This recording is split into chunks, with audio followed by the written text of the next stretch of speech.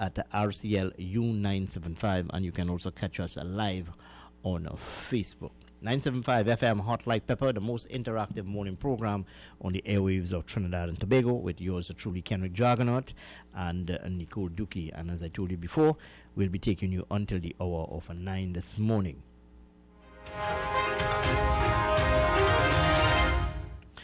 Yes, so we're looking at the issues of the day, and this matter which would have come to the fore yesterday, the question mark over Barry Padarat's eligibility. This came as a result of a pronouncement coming from the People's National Movement chairman, Colm Imbert. But despite all of these concerns being shared by the PNM, Barry Padarat is continuing with his campaign. No doubt he is looking to whip up support for the United National Congress. So that's, as I said, that's a matter which we'll keep you abreast of. And this matter concerning the rising cases of COVID-19 in this country, 182 thus far. And according to the chief medical officer, 6,984 samples would have been conducted. This accounted for 2.6% of samples taken. Most people would have talked about the number of samples conducted given our population, and they would have been of the view that more samples ought to have done. Now, this matter, 8 schools closed because of COVID-19, with SEA due on the 20th of this month. Questions are being asked by the parents of these children. Also, the National Parent Teachers Association, other stakeholders, they are very concerned as to how this exam will be held, and more so about the preparation of these students, how fully prepared they can be. One can imagine the trauma of these kids who will be writing this exam, over 19,000 of them. So we'll keep you abreast of that too. Yes. And yeah, I want to deal with this story here a bit. It's where you have president of the Route 2 Maxi Taxi Association, Linus Phillip. Well, he is advising his membership not to pick up passengers if they do not have a mask. Now, I want to support that. I'll tell you why. When you look at the rate of which this virus is spreading in Trinidad and Tobago, some are saying it's in clusters. Well, that's according to the chief medical officer. Another view is being shared by members of the public. They are saying that it is community spread. Well, I don't have the empirical evidence in front of me to make such a pronouncement. All I can go by is what the chief medical officer would have said, that it's not a community spread, it is a sporadic. So 8 schools would have closed because of COVID-19. The wearing of masks, and yet you go outside there, people, and you continue to see people not wearing masks.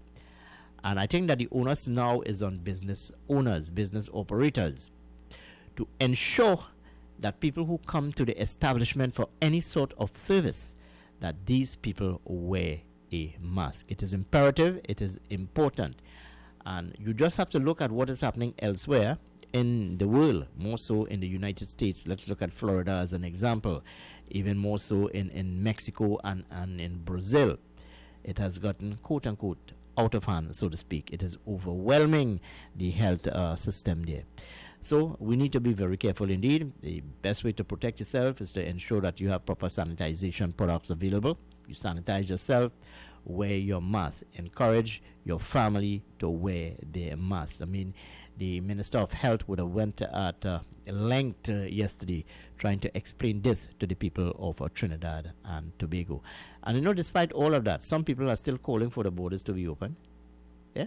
Some people are still calling for the borders to be open. Well, when you listen to the Prime Minister, Dr. Keith Rowley, yesterday, he is adamant that the borders will not be opened at this time.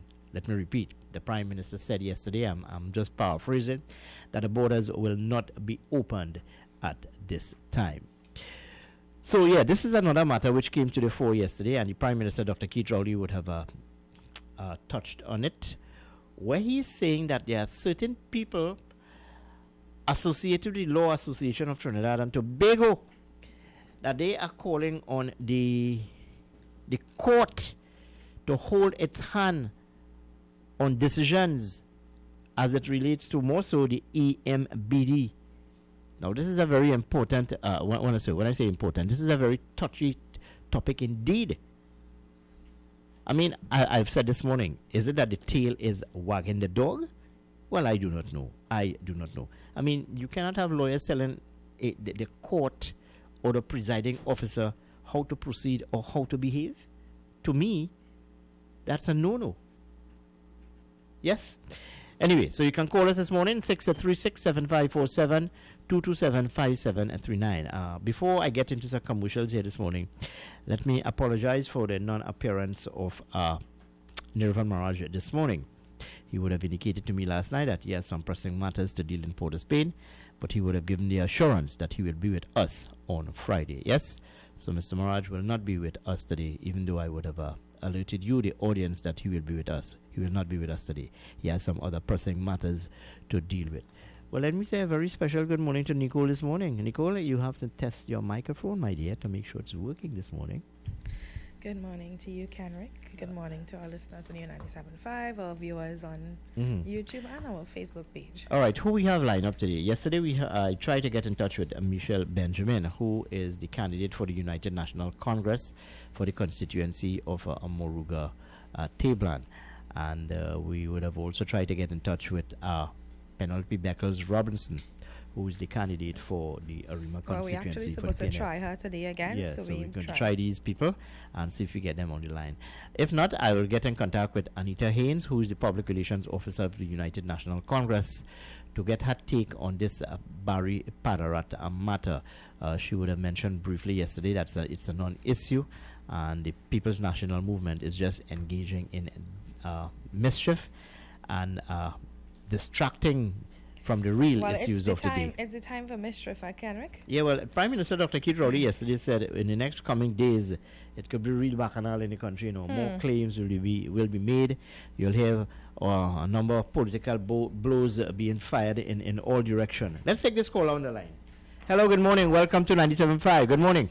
Good morning, Kenrick. Good morning, Nicole. Good morning. Good morning, Larry.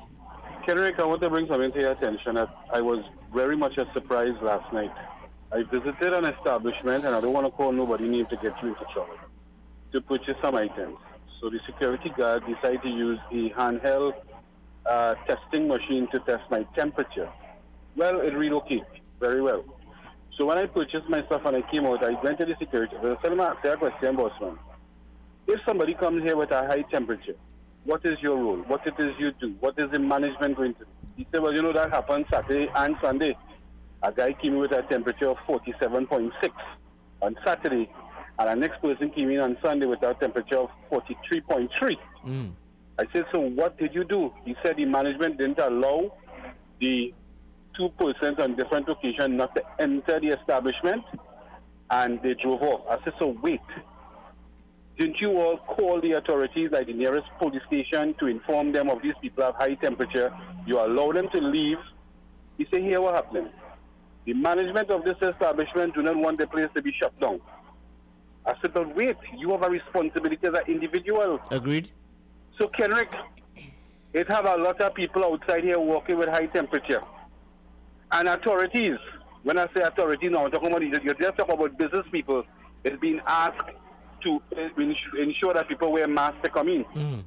So now, what about when these temperatures are taken and high temperature is read out? What is the next step, Kenrick? No, well, to me, the business operators are not being responsible. There you go. So what's the use of testing one's temperature? And if one's temperature is not acceptable, the business owners need to get in contact with the medical authorities. And this happens in my community, But they're trying to save face. This happens in my community, This happened weekend we're talking about.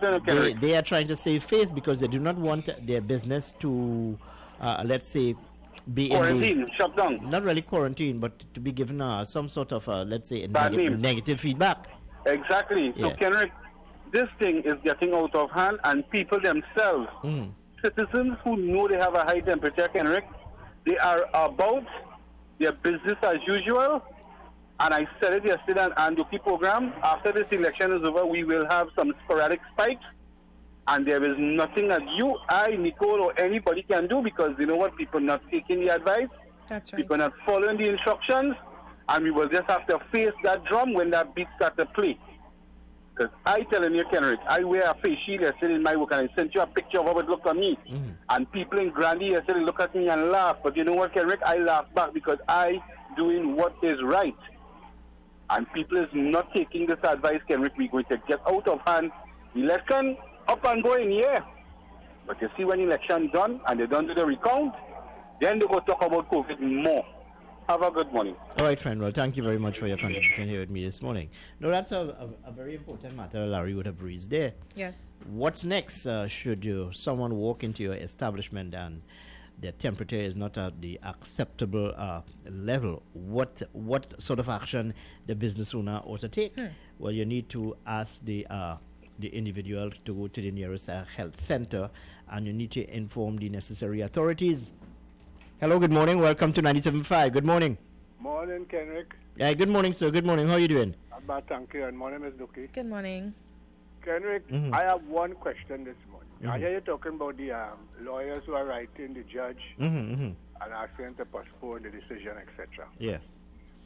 How did the PNM know that Barry's father had signed the wrong form? That is what I want to know. Are you saying that the PNM, they have some sort of mole within the Election and Boundaries Commission? Well, just up 2 weeks ago, the Commissioner of Police said there is a leak in the office of the DPP. Yes. And how could the PNM know that Barry Sarah had signed the wrong form if they were not informed from somebody within the EBC itself?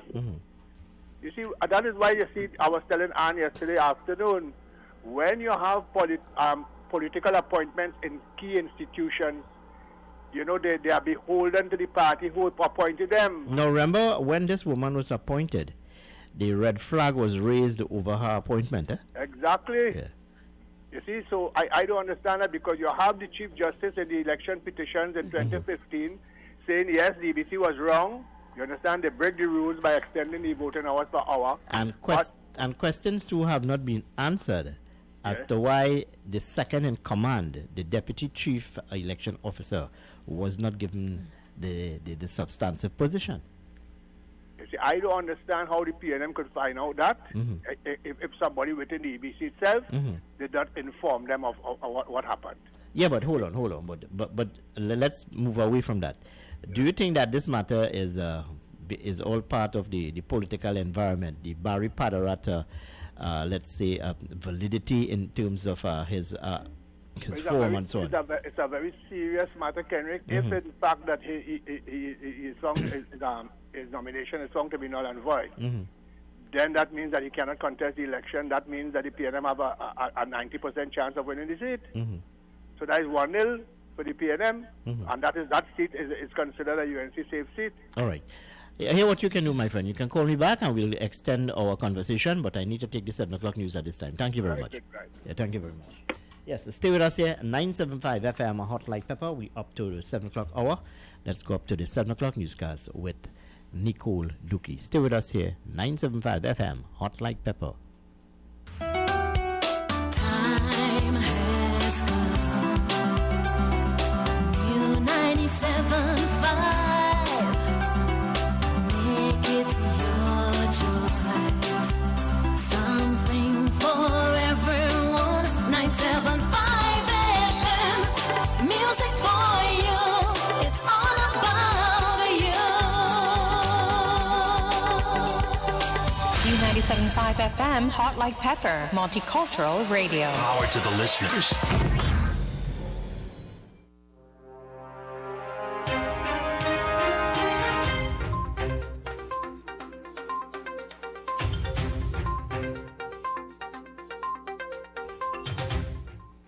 This is the 7 a.m. news on U97.5 Hot Like Pepper Multicultural Radio. I am Nicole Dookie. Good morning. There was a smooth start to the voting process for special electors. Special voting started on Monday and will continue throughout the week. This is according to the Election and Boundaries Commission. Trinidad and Tobago nationals who are in quarantine and persons who are at hospital will be allowed to vote during this week.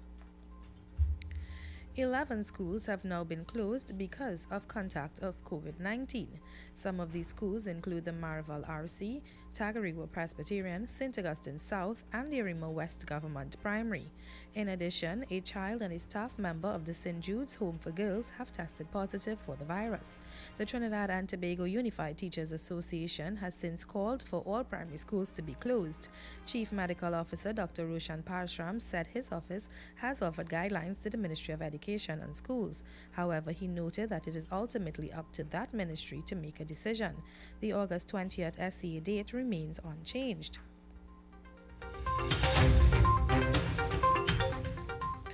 And Chief Medical Officer Dr. Roshan Parshram has stated that there were no deaths as a result of COVID-19 in the second phase of the virus this far. He said to date the number of COVID deaths remain at 8. He said there were rumors of a suspected COVID death at the San Fernando General Hospital. According to Dr. Parshram, measures are in place to test those who have passed to ensure no cases fly under the radar.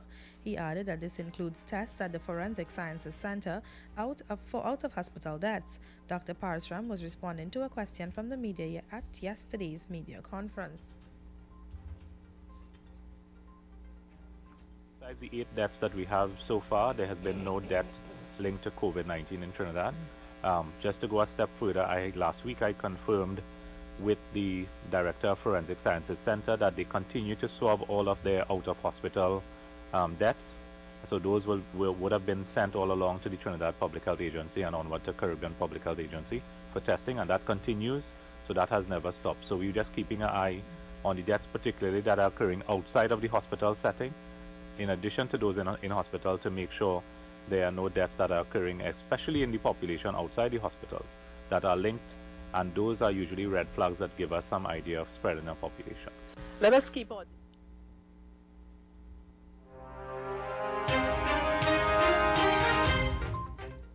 The Airports Authority has put measures in place to ensure the safety of those using the Piarco and A&R Robinson airports.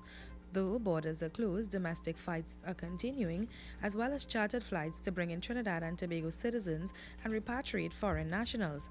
These include the wearing of masks at all times in terminals, temperature screening at entrances before security checkpoints, physical distancing, increased sanitation of surfaces at the airports.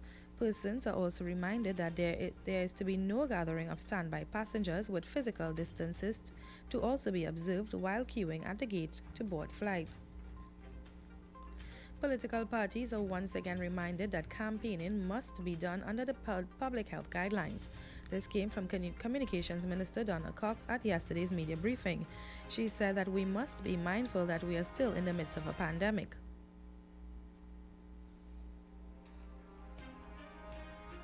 Understand that political activity in the lead up to an election is essential, but we must conduct those activities using the public health guidelines for our new normal, and mindful that we are still in the midst of a pandemic. This action of denial poses a threat to all. There are many other ways to reach and influence the electorate. Therefore, I am appealing to everyone, particularly those organizing groups, to campaign. Please refrain from violating the public health guidelines.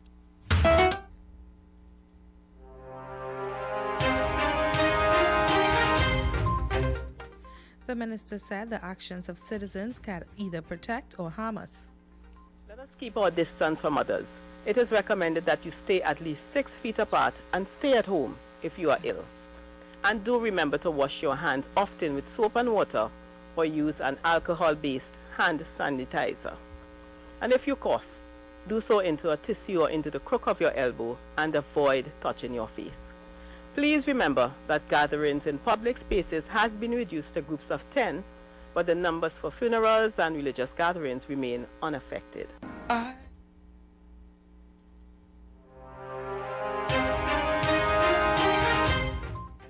You are listening to the 7 a.m. news on U97.5 Hot Like Pepper Multicultural Radio. It's time now to take a look at regional and international developments. Regionally, the government of Grenada has decided to embark on a formal public consultation process on the proposed Coronavirus Disease Control Bill 2020. The bill was tabled at a meeting of the House of Representatives last week. However, after concerns raised in public, the government withdrew the bill while reinforcing that the country's constitution was not being contravened. Even though the bill was withdrawn, several people gathered outside the parliament in protest. The consultation process is expected to take a structured approach.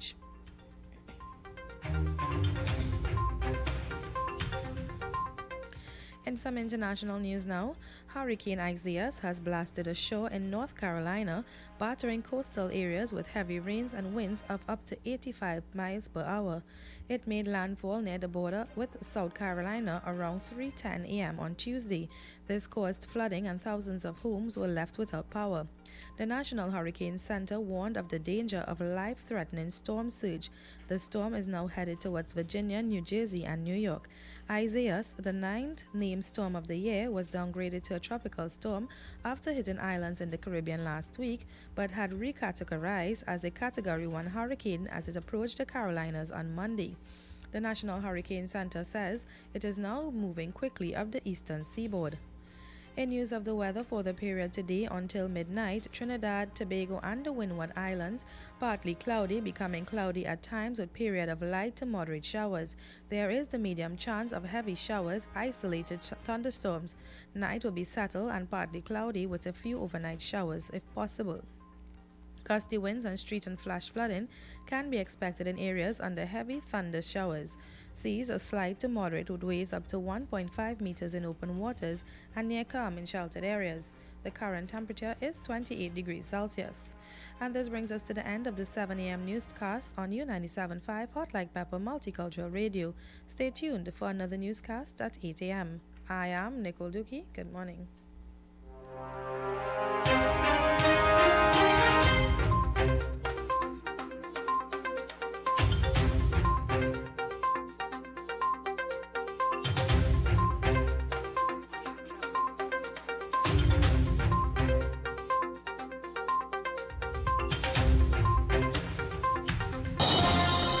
That was Major News to the Hour, brought to you by Crystal Beverages Company, super quality supermarket. Shake U97.5 Hot Like Pepper Multicultural Radio is now on Facebook. Like us, follow and share our page. We'll be sharing the latest news, tips and much more. You can also view what's happening in our studio. Find us on YouTube and subscribe to our channel at RCL U975. A&S Hardware and the General Contractors Limited of 107 Bonaventure Road in Gasparillo for all your hardware materials from foundation to finish. Not forgetting all your general contracting needs. We have it all at A&S Hardware and the General Contractors Limited, located at 107 Bonaventure Road in Gasparillo. Just call Tiki Ali at 650-2180. A&S Hardware are wholesalers and retailers of plywood, an assortment of lumber, galvanized pipe, hollow section, and steel. Customers can enjoy special prices on white pine and pitch pine doors. U97.5 Hot Like Pepper Multicultural Radio is now on Facebook. Like us, follow and share our page. We'll be sharing the latest news, tips and much more. You can also view what's happening in our studio. Find us on YouTube and subscribe to our channel at RCL U975. The following is a paid political announcement.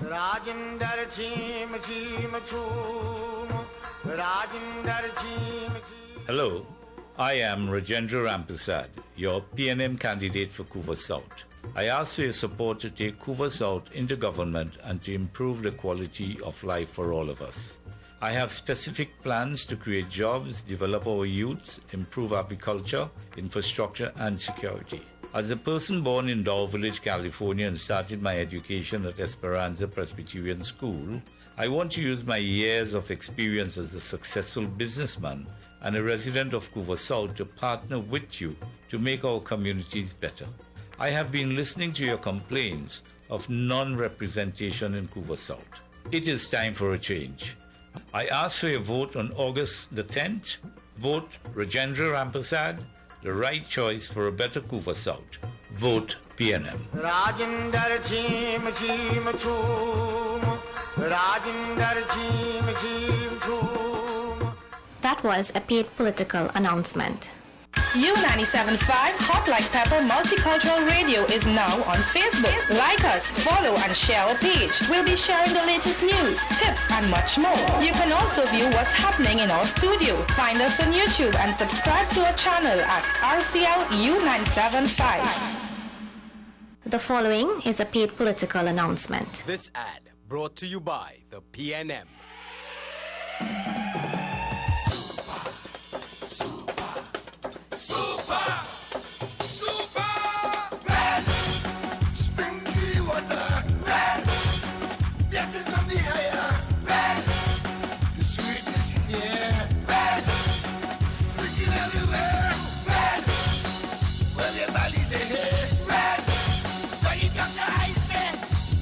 On August 10th, vote PNM.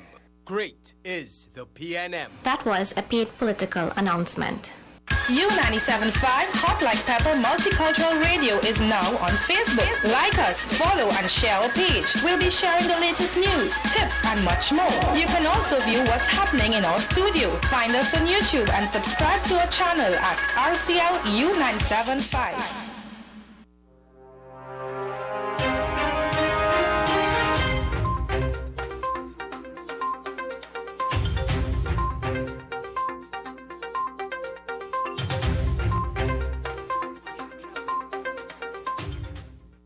Yes, indeed, and welcome back to 975 FM, Hot Like a Pepper, as we continue with our discussion here this morning. Well, since yesterday, I've been trying to get in touch with Michelle Benjamin, who is the United National Congress candidate for the constituency of Moruga Tablan. Why? Because that constituency is a very heated one indeed. Heated in the sense that it is important, this constituency rather is important to the chances of both the People's National Movement and by extension the United National Congress getting into office. But since yesterday I've been trying to get in touch with her, but I have not been able to thus so far. We'll be trying to get in touch also too a bit later on with Penelope Beckles Robinson, yes, the Arima candidate for the People's National Movement. But in the absence of such, well, we'll keep you abreast of all of the developments taking place in the politics of Trinidad and Tobago. COVID-19, the environment of COVID-19, there are many challenges facing us. COVID-19, you have the SEA exam on the 20th of this month. How people will whip up their campaign in the next couple of days. This matter concerning Barry Padarat, that was brought to the fore yesterday by Colm Imbert, the chair of the People's National Movement. So there are a number of issues which we can talk about here this morning. Go ahead, Nicole. Yes, so COVID-19, this morning before I came on air, I was actually listening to the president of the National Principals Association, Primary School Principals Association. Mm-hmm. He was speaking to on one of those morning shows, and what he was saying is that his association, they are not against the children going to school and continue the examinations, because he said so far of the 11 schools that were announced being closed as a result of COVID, only one out of that school actually had children in the school who contracted the virus.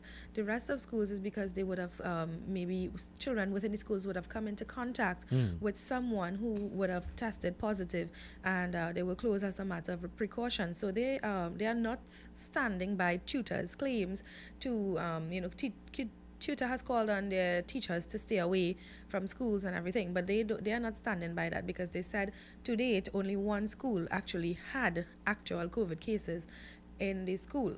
And then also I was actually listening to the National Parents Teachers Association, the acting president, I can't recall his name at the moment, but yesterday there was an emergency meeting with the Ministry of Education and all stakeholders, and he accused the minister of being disrespectful to his association, because he said when it was his time to speak, the minister basically cut him off, and he said he didn't want to have anything to get out of control. All right, let's hear what our callers are saying.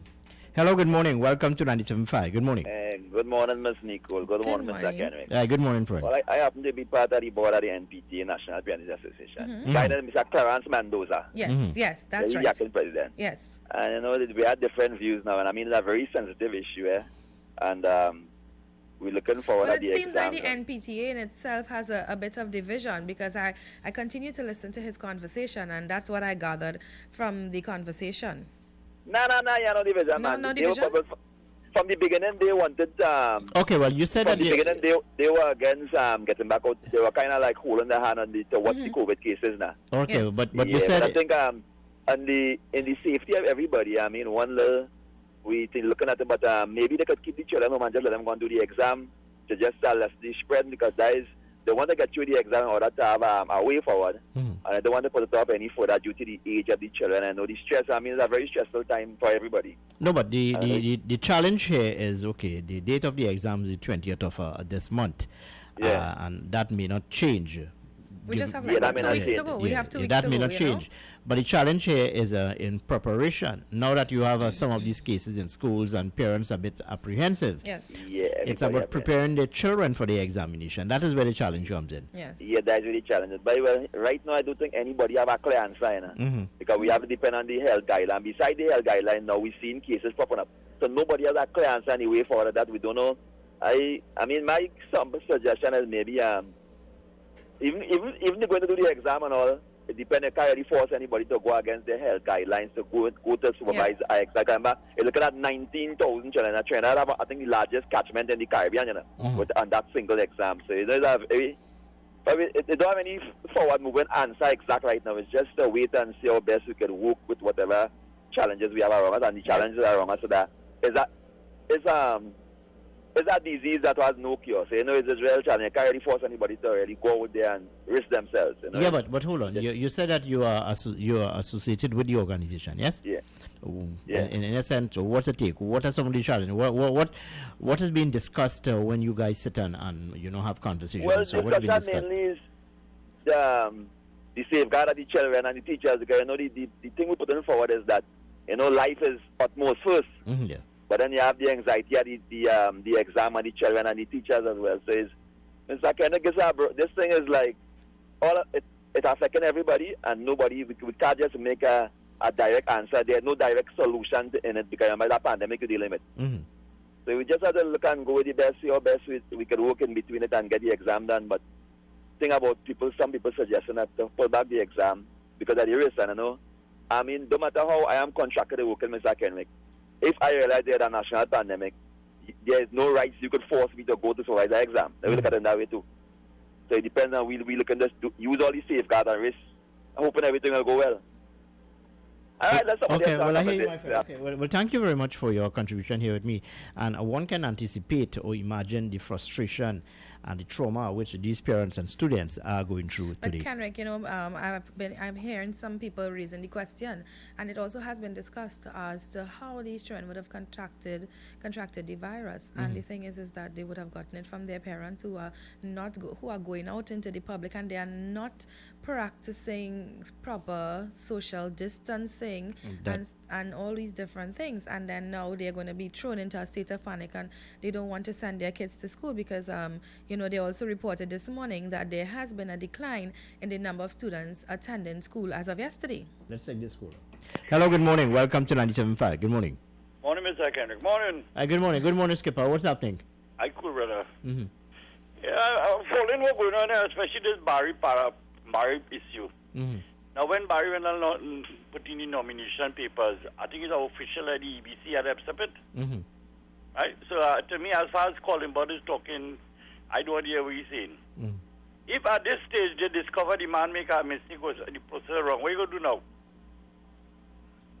No, but it's a serious matter. The rules of the game must be followed. Yeah. But I agree with what you are saying. To me, it's I don't know whether it should be debated on the public domain. I don't think that is an issue which warrants all of the publication being given. I don't know. I can't say, but in the coming days we'll know what's really happening. I think it's just mischief on behalf of Colin, because we are here this man for the whole election. Now we hear him at the 11th and a half hour. he come forward to say something. But the EBC accept the man nomination, so the man nomination good. No, well, it's only the EBC who can make such a decision, you know, whether his candidacy is valid or not. Yeah.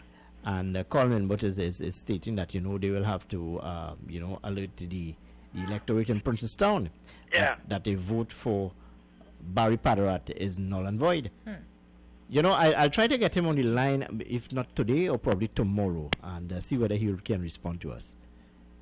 All right, I think you still with us, my friend? Okay, I'm sure. I'm sorry, you would have left us. Yeah, I mean, whether it's a non-issue or not, or whether it's an issue which ought to be given the necessary oxygen, I think that they are more pertinent and more, let's say, challenging topics and developments in front of us. Hello, good morning, and welcome to 97.5. Good morning. Kenrick, good morning, and good morning to Nicole. And good morning to you, sir. What's happening? Kenrick, my concern is this, right? You're bringing the CPL players, right? Yeah. And why does you don't want to bring in the observers for the election? And I find that is strange. That is really strange, Kenrick. No, hold on. I don't want you to mislead the public. I don't think that the People's National Movement, or by the extension, the government of the day, do not want to bring in observers. There are certain challenges. And the Prime Minister would have spoken about a cost of factor with Commonwealth observers and so on. CARICOM observers, maybe. Go ahead, I'm listening to you. Yes, and Kenrick, and well, considering that, the question I would like to ask, will Dr. Kitrauli, will he be duly elected? You understand, Kenrick? So, when you say duly elected, meaning what? Well, Kenrick, by the word duly means a lot. You understand what I'm saying? So, my overall thing on this, Kenrick, I believe PNM going back there. I believe they will be the next government. I don't want to go out. Well, let me help you out here. Pollsters would have said such, that the People's National Movement is in the lead, but that's just a poll. You understand? At the end of the day, what is PNM we talking about, and they have all the checks. And I feel they're going back in office. So you are saying that the People's National Movement will use everything within their armory to get into office? Yes, that's what I'm saying. Whether it's legitimate or illegitimate? That's why I'm saying, will Dr. Kitrauli, will he be duly elected? You understand? Okay, Kenrick, well done. All right, well, thank you very much. Well, I don't think that we have a history in this country of people of a political party stealing an election, you know. There may be people who have certain views and whatnot. There are other views being expressed to me, not on the radio, but people are saying that the United National Congress would have thus far is leading a very poor campaign, especially the comments coming from its political leader, Kamala Prasad Bisesa. That's not my view, of course. That is what has been said to me. Let's take another call on the line. Hello, good morning, and welcome to 97.5. Good morning. Morning, Ken. Good morning, Chris. How are you? You know, I think 11 schools closed because there has been some contact with a COVID victim. 11, if you take an average of 250 children at school, there are schools with 300, 400 children. That's 250 by 11. That is 2,750 children. And if you say 4 people at home, that's what 10,000 persons out there who could have the virus, or amongst 10,000 who could have the virus. How is contact tracing without going so far? Now, yesterday, the Minister of Health was asked about the borders, and he said the borders are closed. Now, I want to know if these people think that everybody in this country are imbeciles. Which border closed? You see people coming here by droves in boat, jumping off on from Baruga, Banzan, Icacos, Cedros, Labre, San Fernando, Port of Spain, and he saying borders closed? Could you believe anything he was saying? This is not important. This is life and death, you know. And they treat this with some kind of just fund the border closed. I think it's time the people of this country understand what is taking place here, you know. Who ain't understand yet, better we come and spend the coffee. All right, Thank you. Well, I hear you. Well, the borders are closed. The official borders are closed, but you have these porous borders more so on the southwest peninsula. and I don't want to sound as though I'm repeating myself, but there are a number of illegal immigrants entering into the country through these porous borders, and they are being, let's say, facilitated by even our very own nationals. That's right. If your call, Chris, is for more to step on the accelerator, so to speak, to ensure that there are more and more patrols, one must take into consideration too that a report some 2 weeks ago or 3 weeks ago would have said over 30 police officers are under investigation for their involvement in human trafficking. Let's take another call on the line. Hello, good morning, and welcome to 97.5. Good morning. Good morning, sir. And good morning to you, my friend. How are you? I'm all right. Now, the border is closed. If it comes to the Minister of National Security, he says the border is closed, the border is closed. But we have unscrupulous people encouraging, by way of customs, immigration, police. They are all in collusion together to bring these people over here. But the minister says he closed the border. He can't be down there, and with a gun in his hand. So, go back, the border closed. When these people are having help from within here. So, the border is closed. To me, he said the border is closed. The only thing left is for the population to take steps and send these people back. Otherwise, we're going to be forever saying the border closed, and then other people say, Venezuelans coming and walking in the road like they own this place. No, and hold on, my friend. This situation will continue, I'll tell you why. It will continue unless you have people who are involved in this exercise until they are held, until they are prosecuted, and until their assets are taken away from them. Yes, and I want to go back again to where the Minister of National Security, Stuart Young, would have said about 2 weeks ago that business people, those who are facilitating illegal immigrants, undocumented immigrants, they should be prosecuted. They will be prosecuted. I have not heard, I have not read of anyone being held thus far. Even last night too, my friend. Anyway, are you through with your conversation with me? No. All right, yeah. Even last night, Prime Minister Dr. Keith Rowley would have said that we would have extended comfort to over 16 or 17,000 Venezuelans in this country by giving them a level of comfort. Those who would have come in now, if caught undocumented, will be sent back home. And I totally support him in this. It's not a witch hunt. Correct. But from the government point of view, they closed the border. Right? The one that they really enforce, which they can do better, is the one in the airport. You can't come.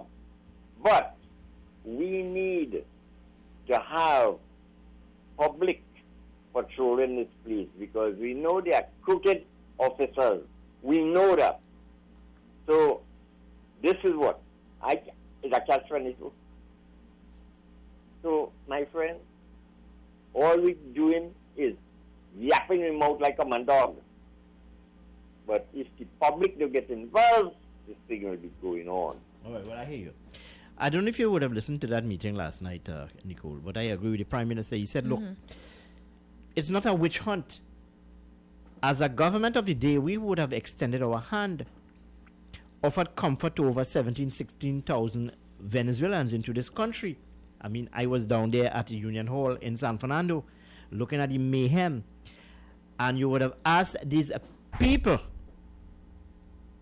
you would have given them a 2 weeks deadline to be registered, to be documented. Yes. But for some reason or the other, Nicole, some of them did not register. These people who are not registered or not documented, if you are caught by the authorities of the day, you will be sent back home. And then we also have a lot of them coming in still. Yeah, facilitated, as I said, by nationals Our of this very country. own people, that's right. Hello, good morning. Welcome to 97.5. Good morning. Good morning. And I'll have a pleasant good morning. That's Nicole Dookie, my friend. Yeah, I apologize. Nicole Dookie, have a pleasant and good morning. You too. I apologize. Or can you come and tell us something? Can you capture the election? Can you go back on your and protest to get a unit to tell the country right now? Can you get out someone telling me? No, but no, I agree with you. But it's not a witch hunt to haul everyone into a bus and take them to a detention center. I know that, because can you give you money? They don't take no money because they get No, what I'm saying is, if you are not documented, you ought to be sent back home. How you mean send them back? Right now, we should have about 200,000 of them in the country, can we? And in this country have over 200,000. Any place to go, can we? In this country, can we have them? And the only agency that can help in this matter is the Trinidad and Tobago Police Service, and by extension, the immigration officers. And the Coast Guard. The Coast Guard and all folks, they have a whole man send them back, can we? But if they again bringing in this virus in this country, can we? Them you not bringing anything for we now, you know? No, there's no empirical evidence to suggest that these people are bringing the virus into the country. That's a claim just being made. Because right now, Venezuela have over 15,000 inhabitants and everybody running. And it's here coming. Here come like America, they just buy basket of the world. It's here coming, can we? Can make them bring in problems so we can we go jump the people in this country, go hold ahead and jump on board. If we stand up for we rights in this country, no can we? Well, I hear you, and I to an extent you are right. Hello, good morning, and welcome to 97.5. Good morning. Hello, good morning. Morning. I'm trying to get the DT right. Yeah. Good morning. Yeah, good morning. Morning, Mr. Kenneth. Hi, good morning, sir. I remembered a few months ago, the police commissioner asked the police in those southwestern division to take a lie detector test. Remember that? Yeah, and most of them refused. And I showed out the question: why do you think the policemen in these locations, as high-ranking officers, would refuse? Is it because of the flesh trade? Is it because of the drug trade? And nobody answered.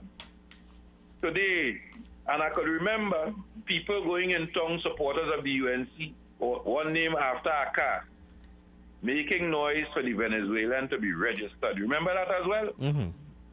And the same people today now is prosecuting the same people that they were making noise for a few months ago. Ain't life a hell of a thing? What do they want? So I saw Mr. Parra have an issue this morning, and I hear Anita here say, don't worry about that. And I'm seeing the PNM saying, well, whatever going on, let you win. And if you win and we go to court, apparently we could win the matter because he was not duly appointed. And she's telling the people of what constituency again? Princestown. Don't worry. No, but don't you think that this is a matter for Election and Boundaries Commission to pronounce on? Well, I'm waiting. They would eventually, because I could remember the UNC taking, and if you listen to the Prime Minister last night, he outlined it. Yes, I listened to him. The UNC took the PNM to court because of 1 hour, and I remembered correctly. I saw that first. No, well, the Prime Minister would have emphasized that the United National Congress would have gone to court on this matter with the extended time, and they were sticking to what is in the law. That is what. You see, my friend. I listen. So now he's saying we are moving in accordance with the law. Well, the shoe is on the other foot. The shoe is on my foot now. So let's see how you're going to take, because justice is blind. So let's see how the people in that constituency would accept what you all were trying to push on the population a few months ago. Life is a hell of a thing, you know. Enjoy your morning. Well, no, but as I said, it's the Election and Boundaries Commission who has to make that call. That's their mandate. They have to make that call. Let's take another call on the line. Hello, good morning, and welcome to 97.5. Good morning. Morning again, Kenrick. Good morning, Larry. What's happening? Kenrick, I started to repost back the petition I have of the illegal entry of Venezuelans in this country. Because as being patriotic to my country, I know help is really much given to the Venezuelans, as you just rightfully said. But at this particular time, Kenrick, they are overdoing it. Because yesterday I saw on social media where a number of them was held.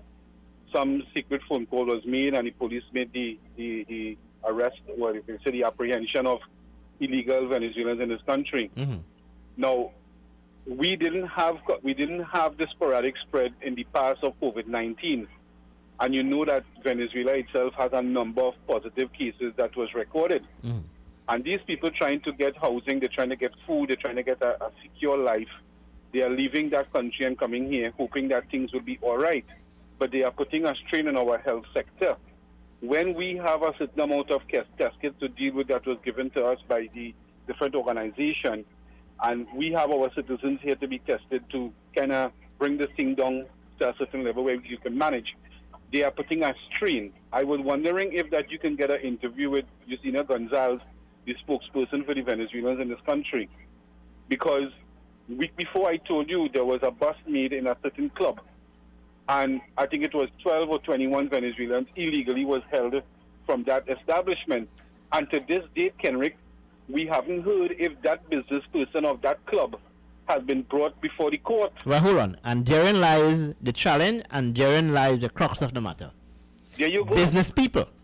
Yes, Kenrick. Nationals of this country who are found wanting, they should be persecuted and prosecuted. I've been saying that for the longest while, Larry. And if the authorities of the day is not conscious as to what is really happening and why there's this challenge or what this hesitation in prosecuting these people, well, then we just spin it up in mud. So we don't have proper leaders in this country to actually enforce what they are saying. Because, as I said before, there were pictures proven that this gentleman who owned this club is friends and well good friends with you know who. I'm not going to say that on the air, but at the end of the day, if I was caught hiding 2-3 Venezuelans by my home, I would have been in prison this morning and my assets would have been taken away. And I strongly believe that that is the right way to go, that if you find them... And hold on. Last night, I visited a friend. And the friend was telling me that a certain resident in a particular area in South Trinidad, and I can point police officers in that direction, that this particular gentleman is actually in the process of renovating, constructing rooms without town and country approval to house and rent to Venezuelans. Well, you see, there it is. And I can bring up a question. When last was a census done in this country? A censorship to understand how many people that your country really has and how much people in a household. No, you see, the thing about it, Larry, you and I can talk about the influx of Venezuelans into this country, undocumented. But the problem is, you have nationals of this country who are encouraging the nonsense. Yes. Why? Because they stand to benefit from it financially, of course. Kenrick, and when I had brought this petition out right after we had done that interview in Duncan Village last year, when the last day of registration was taking place. You remember that, right? No, let me state emphatically to you and the listening audience this morning, Larry. Any businessman, any employer found harboring, encouraging, facilitating undocumented Venezuelans in this country, the assets should be taken. I said that week before the last when I spoke to you about this bus was made. I said it, Kenrick. I said it. But as where I stand, Kenrick, when I had did that petition and I put it up on Facebook and I tell the population that this petition will be going, a copy will be going to the Prime Minister, the opposition leader, the Attorney General, and also the President. Why? We as citizens are fighting to stay alive in this country because of cost of living. And here you have a government who has given a certain amount of people the right to come in according to the help under the United Nations Act. But now they are overdoing it. And if people continue to harbor these Venezuelans and do the thing that they feel is right and it is hammering the rest of the lives of citizens in this country, then we have a different case altogether because it's going to come more and more. And I think that these Venezuelans are coming here knowing that they will be caught. They're doing it spitefully to come here to get boarding. All right. Well, I hear you, Larry. Thank you very much. We need to go to some commercials at this time. Let's take some commercials. Visit Eddie's Pharmacies Limited newest location inside JTA Supermarket, C3 Center, Current Village, San Fernando. They offer blood pressure, blood sugar, cholesterol, and pregnancy testing, as well as all pharmaceutical products and over-the-counter drugs, along with CDAP prescriptions. Sagicor Caricare International Medical Card, Guardian Life Provider Card, and Republic Bank points are all accepted at their 3 locations of Eddie's Pharmacy Limited. Our RS Building, Rocha Douglas Road, Barrackpore, GN Building in Pinal, and C3 Center, Current Village, San Fernando.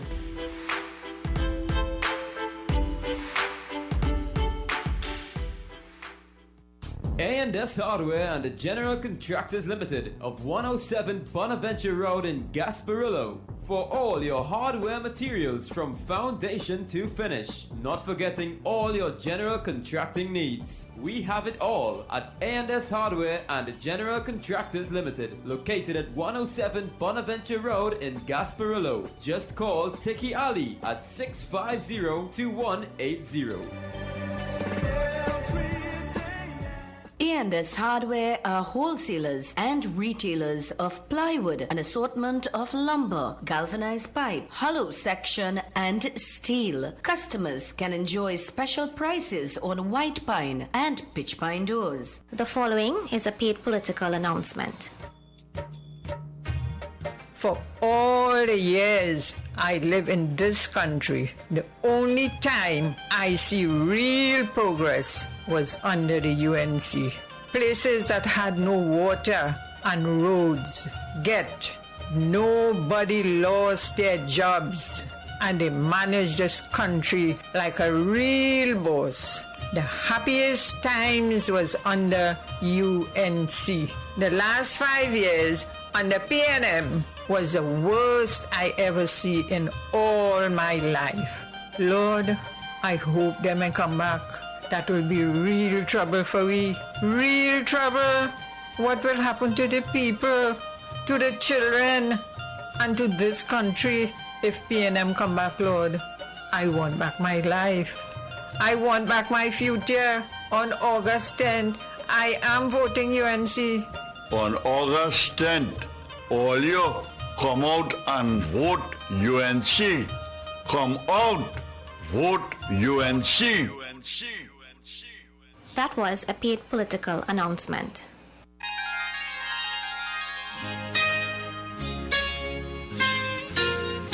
This is Samaru Ramrup inviting you on a journey down memory lane with enchanting songs on the program Nightline. Mondays to Thursdays, 9 p.m. to 12 midnight. Let your heart sing along with the music on U975 FM, Hot Like Pepper, Multicultural Radio.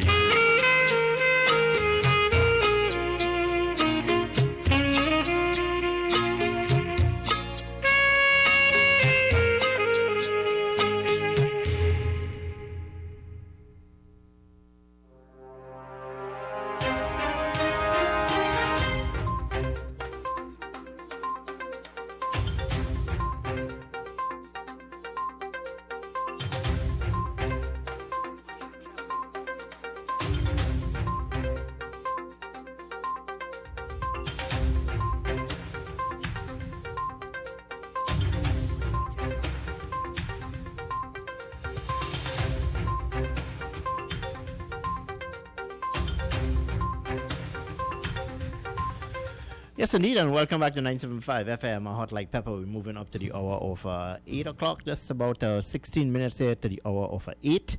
And that time check came to you through the kind courtesy of Mr. Rajendra Rampasad, who is the People's National Movement candidate for the constituency of Couva South. Hello, good morning, and welcome to 975. Good morning. Yeah, good morning, Ken. Good morning to you.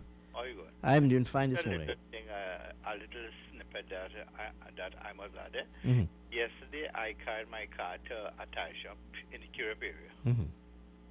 And this is I went there week before, and week before again, and every time I go, there are new Venezuelans working there. Mm-hmm. So I asked one of them, I could speak, a little bit of Spanish, and he was speaking both English and Spanish. Mm-hmm. And it came to pass that he was asking me if I knew of any places that he could rent. Mm-hmm. So I said, why? He said, well, right now, he lives at Ruka, and there are 13 people living in one apartment. And out of the 13 people, 9 of the people are undocumented. And he don't want to get in trouble, and he want to get out and so forth. So I told the proprietor, I said, make sure that when you employ people, these people have documentation because you could be charged. Mm-hmm. And you know what she told me? Mm-hmm. She said, when that will happen? She said, look, all the other people here in Europe, all the businesses and them, they have Venezuelans, and 90% of them are undocumented. And therein lies the problem. That is the problem, because these people who are doing such, engage in such, they are fully well aware that the authorities of the day will not touch them. Will not touch them. Told me she wasn't bold-faced or brash-faced, but she was being honest to me. She says, these people, I pay them right for the whole day $150, and you ask the average Trini. No, but that is not an excuse. And that is not a reason to engage in lawlessness. Therefore, Kenrick, I feel I am sorry to tell you this. These people are breaking the law. They are breaking the law. Yeah, but then my friend there, Chris, would have asked, is there a law? Is there a law whereby these people can be persecuted and prosecuted? I'm talking here about business owners and employers and what have you. Yeah, but if you look at the immigration rules and so forth, Mm-hmm. if you read it carefully and so forth, these people who are here undocumented, and they are breaking these immigration bylaws or whatever they have it. And the fact of the matter is this: we have a security service here. We have also a national security group that meets on the emergency. And I think, Henrik, it's an emergency situation. And more than that too, some of these people deliberately do not want to be documented, because if they are documented, the authorities will know who they are, and if you have a criminal record, well, then you will be sent back home. Well, exactly, Kenrick. And I could tell you, Kenrick, there are people really, I know in the St. Augustine area, there are people building apartments and actually have these people accommodating them. And I think our legal authorities, police and so forth, have to go and visit these people and actually, demand, let us see those documents. So, and these people who are actually... Well, a police officer, and I stand to be corrected, a police officer can only act based on a report. I mean, you cannot go randomly on the streets and, point out someone who looks like a Venezuelan and ask him for his document. A report must be made. Well, I don't know, Ken. I have been to Caracas on some occasion, and I see the Guardia National sometimes stopping people, including tourists, and asking them for their documentation. Yeah, well, I think that ought to be done here in Trinidad. And if you don't, they take you down. I mean, I'll be very honest. I had a few partners who were with me once, right from Trinidad, walking through Margarita, and didn't have their passports. And you know what they did? The Guardia National took them to the police station, and it is only when they got their passport and so forth, right, when their friends brought it to the police, they were released, So we have to, it has reached a stage, we may have taken 18,000 people, but I think, Ken, I'll be very honest, I think we have at least 80,000 Venezuelans here right now in Trinidad and Tobago. Well, it's a matter of law enforcement, and the only person who can actually mandate or put or impress upon police officers to do their job is the Minister of National Security and the Commissioner of Police. Well, they have to actually evolve ways and means of getting this thing done, right? Because we are going to reach a situation where we are going to be, I cannot say a worse-off situation. Plus, the pandemic here to actually contend with. Plus, these people, it's becoming a very, very sad state of affairs. And the government has to evolve some mechanism to get at these people and get them back home. Well, as I said, Prime Minister Dr. Keith Rowley would have touched on this yesterday as he spoke at that meeting in support of Clarence Rambarat for the constituency of Shogunas East. It is a concern for him, and it is a concern to the people of Trinidad and Tobago, given the COVID environment in which we operate in. And let me throw your mind back again. In Venezuela, there are over 15,000 cases of COVID-19. Hello, good morning, and welcome to 97.5. Good morning. And good morning to you, Kendrick. Good morning, Mr. Bank Village. How are you going? What's happening? I am all right. And first and foremost, I must congratulate the Guyana president, Mr. Ali, and I wish him all the best. And I hope that he take that country to prosperity and the future ahead, my friend, for all of them, and for all of the Guyanese people. So congratulations to him. Kendrick, I believe that when they open the border, right, and they bring in Venezuelans in this country, and I say it again, they didn't make proper things for them, put things in place. No, you see, So no, hold on. You see how you and I just get in trouble? Listen what you said, eh?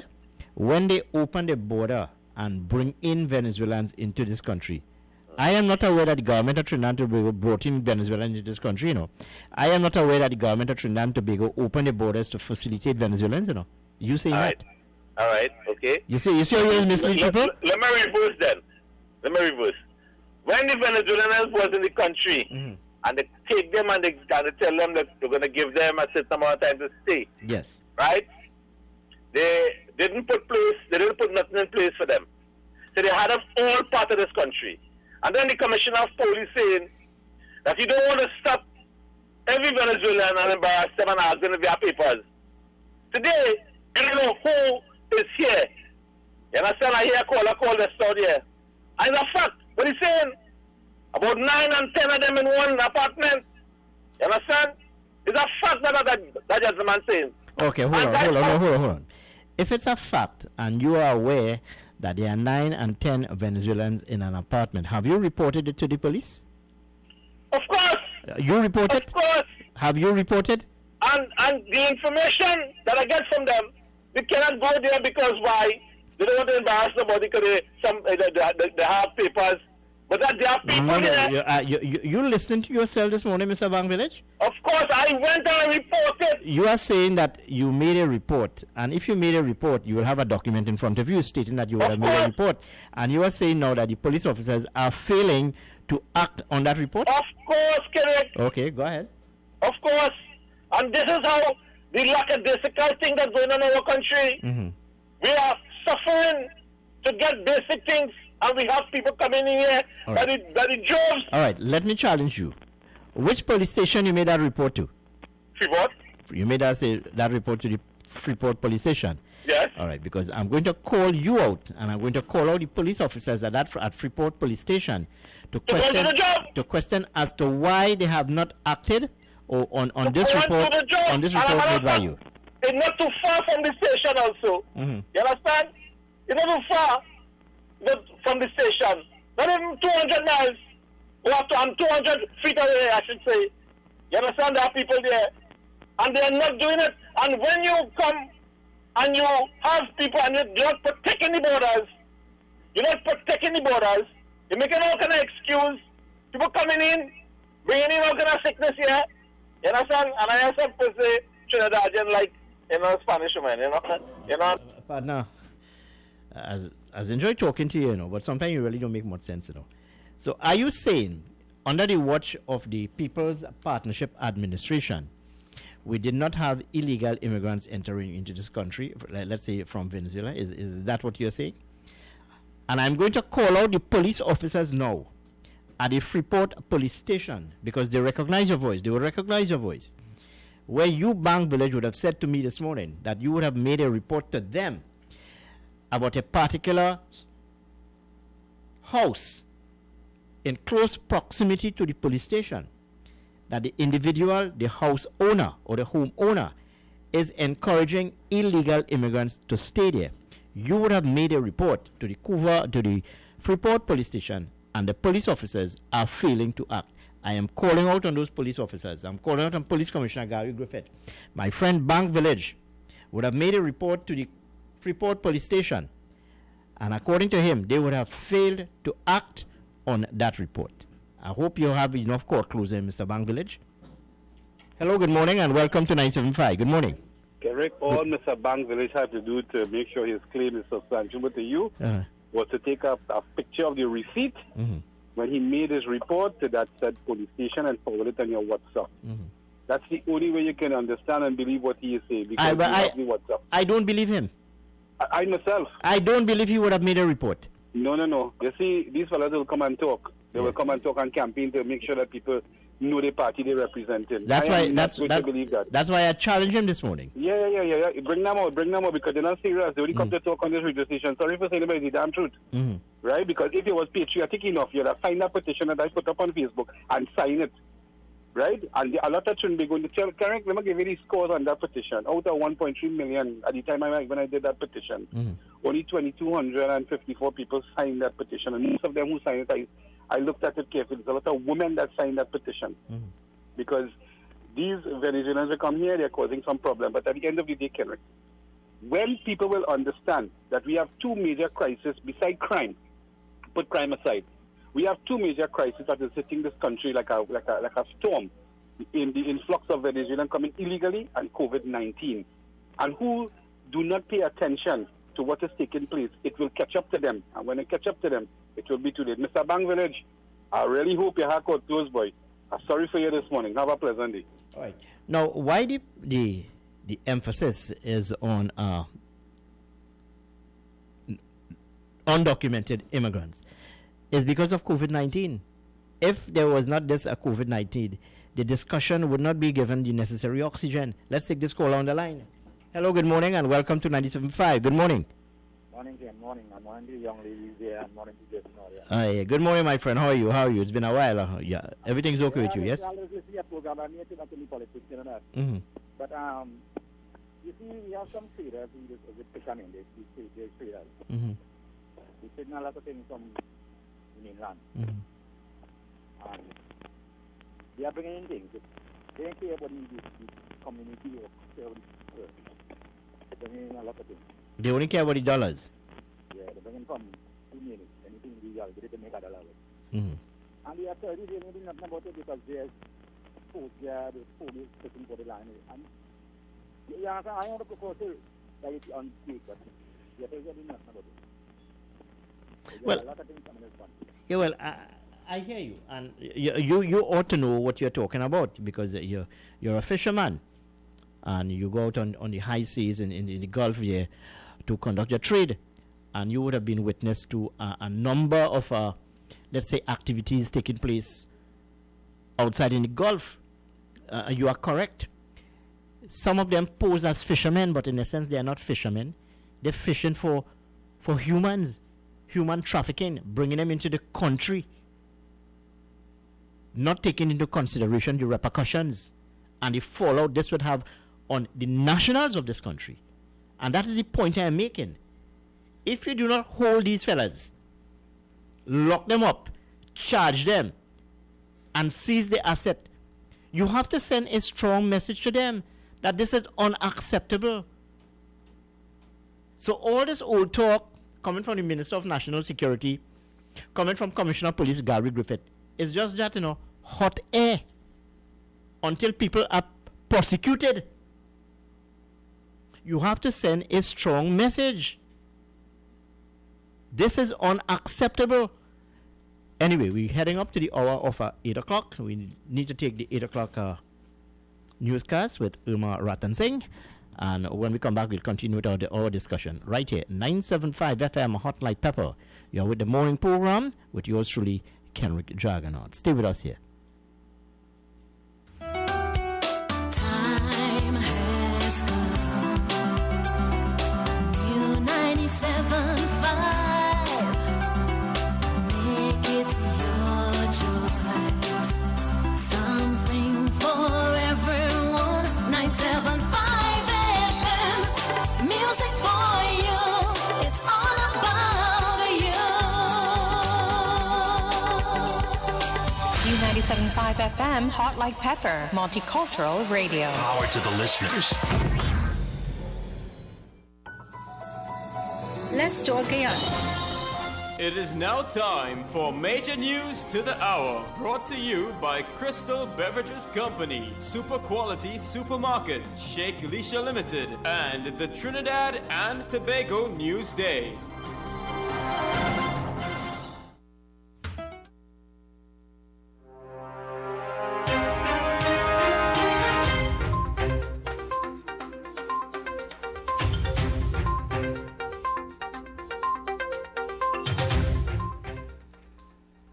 This is the 8 a.m. news on U97.5 FM, Hot Like Pepper Multicultural Radio.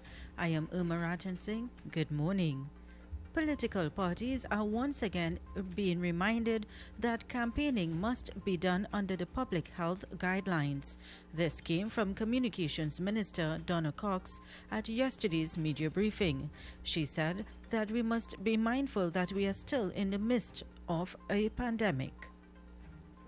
And that political activity in the lead up to an election is essential, but we must conduct those activities using the public health guidelines for our new normal, and mindful that we are still in the midst of a pandemic. This action of denial poses a threat to all. There are many other ways to reach and influence the electorate. Therefore, I am appealing to everyone, particularly those organizing groups, to campaign. Please refrain from violating the public health guidelines.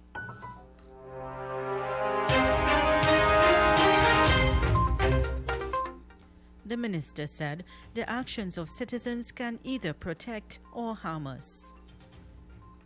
Let us keep our distance from others. It is recommended that you stay at least 6 feet apart and stay at home if you are ill. And do remember to wash your hands often with soap and water or use an alcohol-based hand sanitizer. And if you cough, do so into a tissue or into the crook of your elbow and avoid touching your face.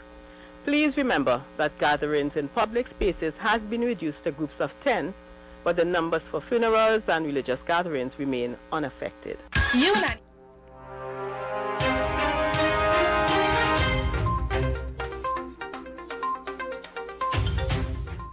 The voice of Communication Minister Donna Cox.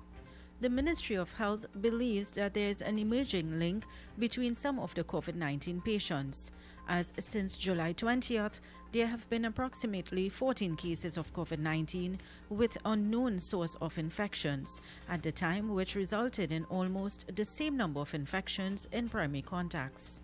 According to Technical Director of Epidemiology Division at the Ministry of Health, Dr. Avery Hines, during a virtual press conference yesterday, several of the cases are being interlinked either through family members, workplace, or social gatherings.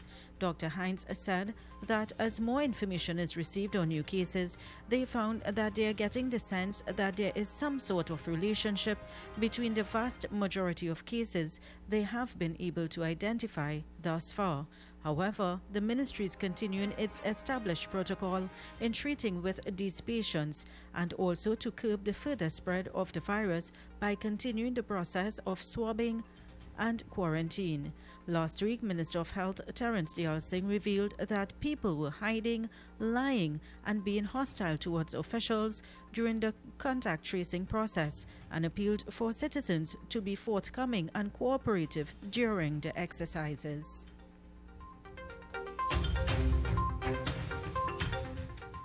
UNC leader Kamla Persad-Bissessar slammed the PNM administration on Sunday for its recently presented manifesto, claiming it lacks substance and vision for a better future. Mrs. Persad-Bissessar also claimed the manifesto as pathetic and a last-ditch effort that failed to make good grade.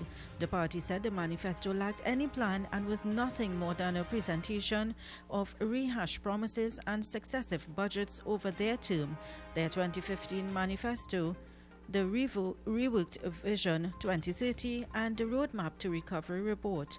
Further, the party knocked the PNM administration for using its COVID-19 response as the basis for its election campaign. However, the UNC accused the Dr. Keith Rowley-led administration of taking credit for projects started under the previous People's Partnership government. The Water and Sewerage Authorities is working towards improving the water supply in many areas of the country through the installation of pipelines. WASA is advising the general public that it will be conducting roadworks along the priority bus route in Aruka at the intersection of Back-A-Day Road. This will continue over the next 2 nights, Monday 3rd August and today from 8 p.m. to 4 a.m. each night.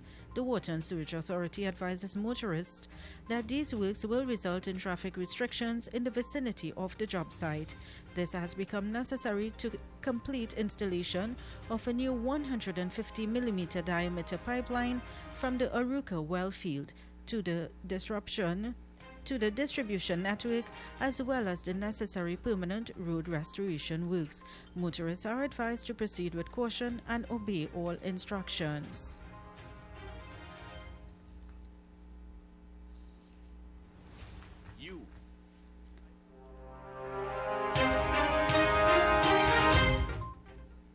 And sad news as a 4-year-old boy drowns.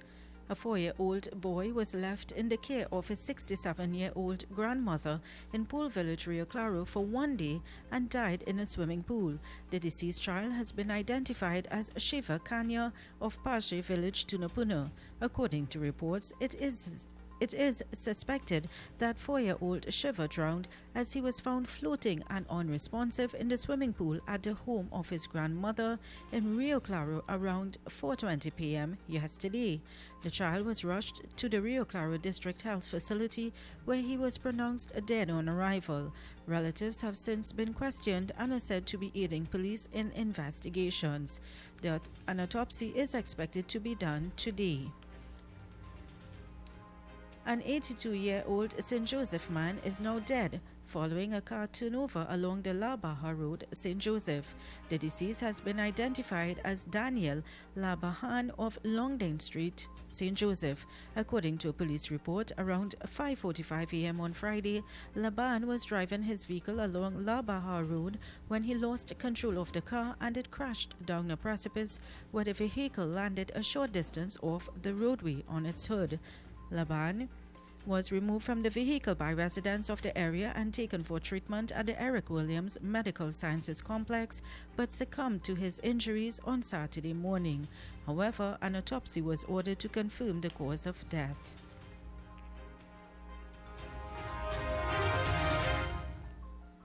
And moving on regionally, the government of Grenada has decided to embark on a formal public consultation process on the proposed Coronavirus Disease Control Bill 2020.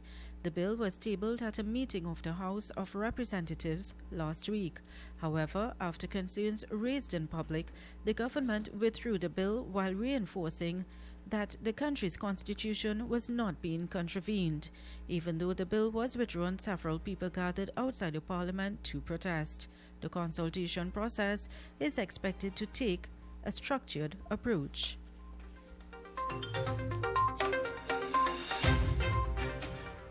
And as we switch across the globe internationally to Australia, according to a BBC report, a woman has suffered serious injuries after being struck and injured while swimming with humpback whales off the coast of Western Australia.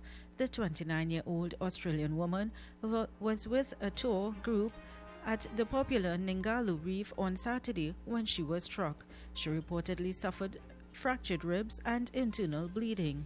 Unconfirmed reports said she was trapped between two of the giant mammals, which can grow up to 62 feet.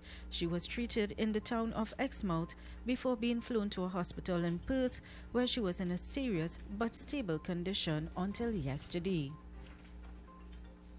And on to the weather forecast. Today we'll experience generally hot and sunny conditions despite a few afternoon showers. There is a medium chance of heavy afternoon showers and thunderstorms favoring the western half of Trinidad. Seas will be slight to moderate with waves 1.5 meters in open waters and less than 1 meter in sheltered areas. High tides at 5:09 p.m., low tides at 10:42 a.m. and 10:49 p.m. Sunset at 6:27 p.m. Temperatures are currently 28 degrees and expected to reach a high of 32 degrees as the day progresses. And that brings us to the end of the 8 a.m. news on U97.5 FM Hot Like Pepper Multicultural Radio. Join us again at 10 a.m. for news update. I am Umaratan Singh, wishing you a good morning. Stay tuned for Kenrick Jagannath.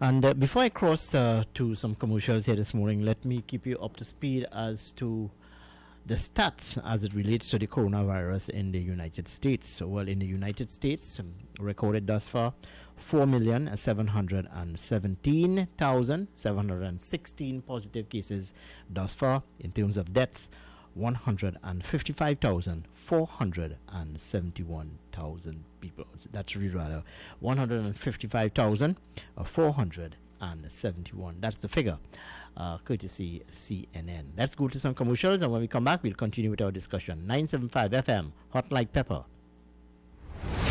U97.5 FM, Hot Like Pepper, Multicultural Radio will be bringing you coverage of Election Day 2020. Look out for live capsule reports throughout the day as you make your way to the polls. Then you can join our live panel discussion from 8 p.m. as we bring to you the election results. Exclusive on U97.5 FM. U97.5 Hot Like Pepper Multicultural Radio is now on Facebook. Like us, follow and share our page. We'll be sharing the latest news, tips and much more. You can also view what's happening in our studio. Find us on YouTube and subscribe to our channel at RCL U975. So guys, the party continues this Saturday. Yes, this Saturday, the Hot Like Pepper Reloaded continues from 8 to 12 noon. Sharon Baru alongside DJ Vishal, 12 noon to 3 p.m. The captain takes full flight. Yes, Captain Kendall Juggernaut from 12 noon to 3 p.m. From 3 to 7 p.m. DJ Anil is in with the Hot Like Pepper mix. And from 7 to 1 a.m. the man Corky D is in the building and will mix it up for you into the morning. Tune in, log on 975radio.com for the Hot Like Pepper Saturdays Reloaded.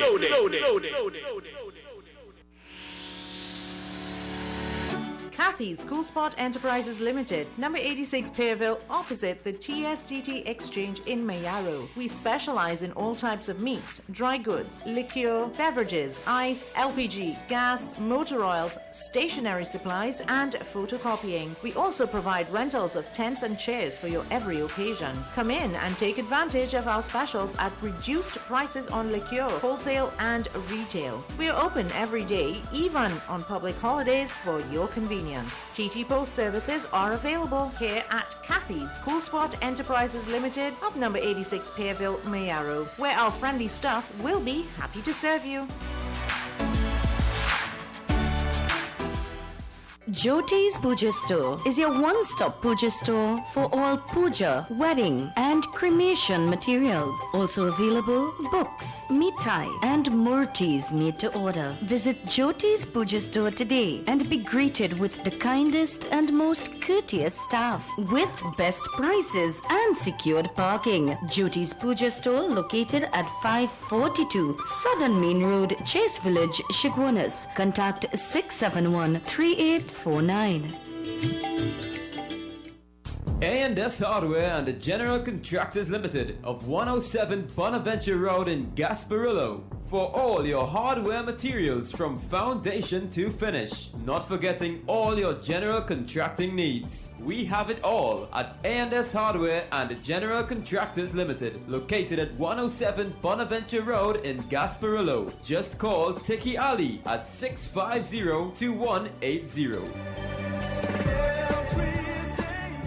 A&S Hardware are wholesalers and retailers of plywood, an assortment of lumber, galvanized pipe, hollow section, and steel. Customers can enjoy special prices on white pine and pitch pine doors. The following is a paid political announcement. This ad brought to you by the PNM.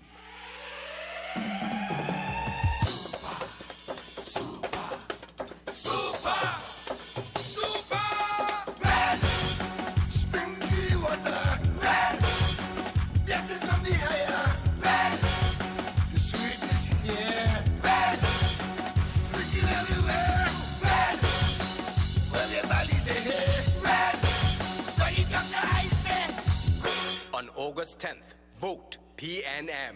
Great is the PNM. That was a paid political announcement.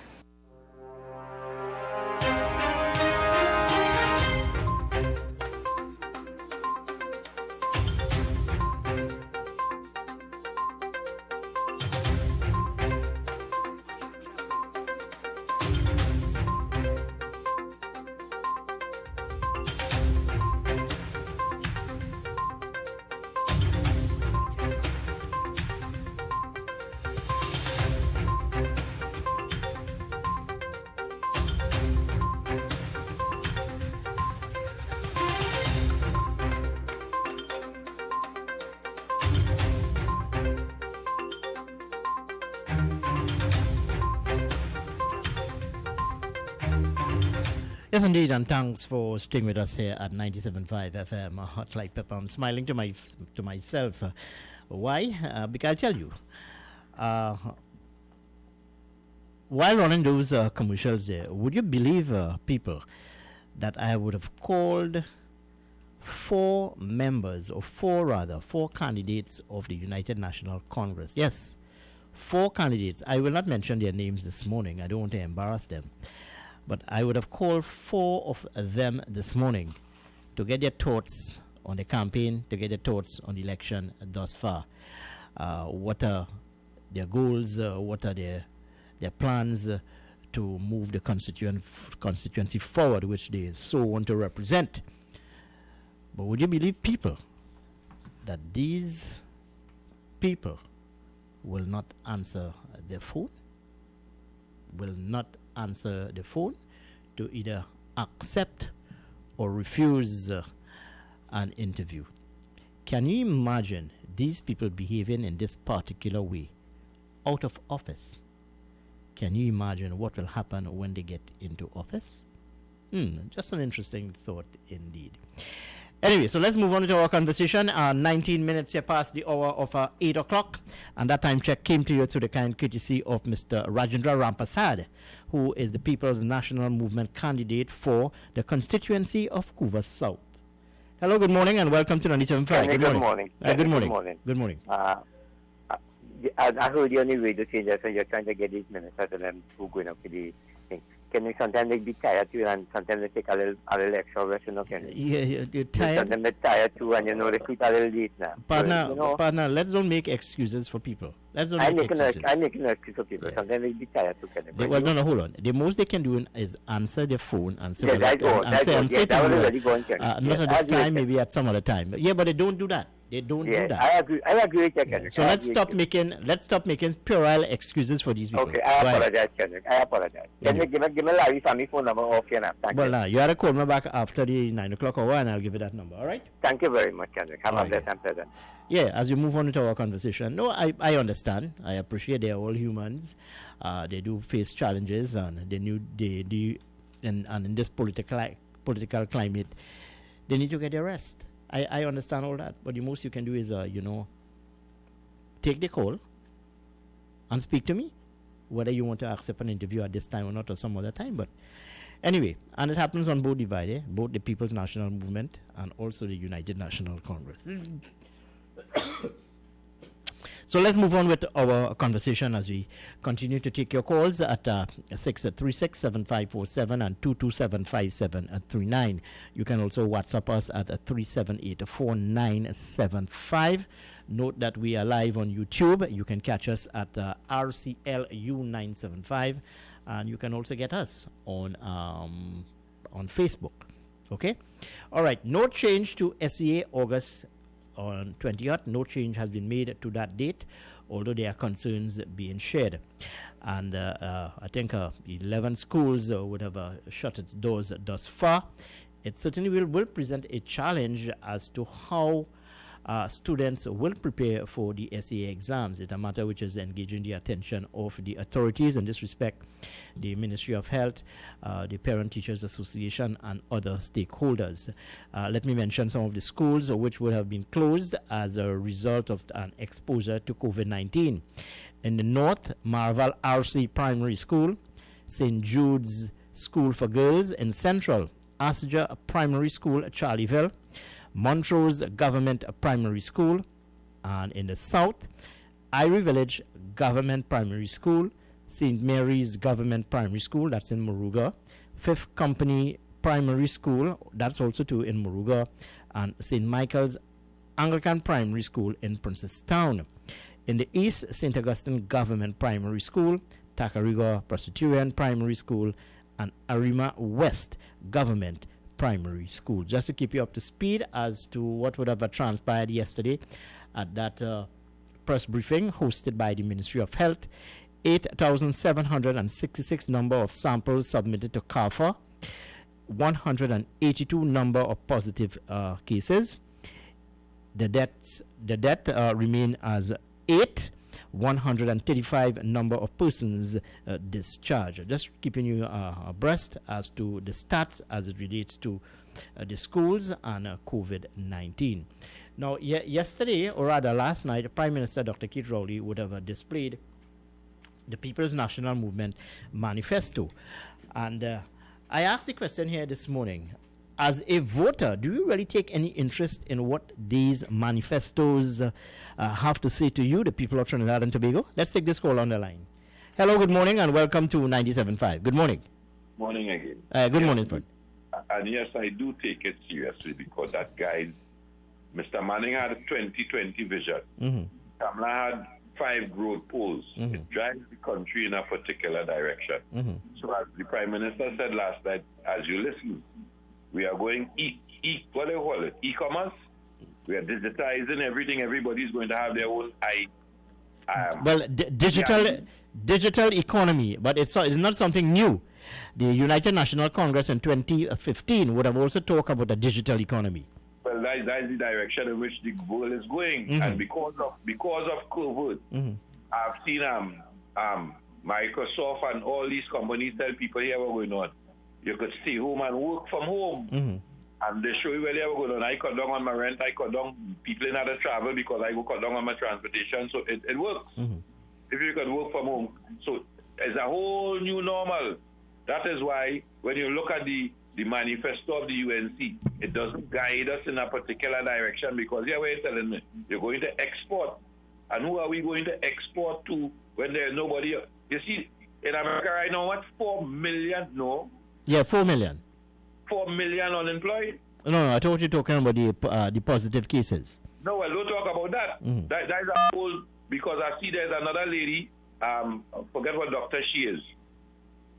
She's the second to Fauci. Has an issue with Trump telling she what going on here was putting my political career in a problem, and had to turn around and technically apologize to the lady.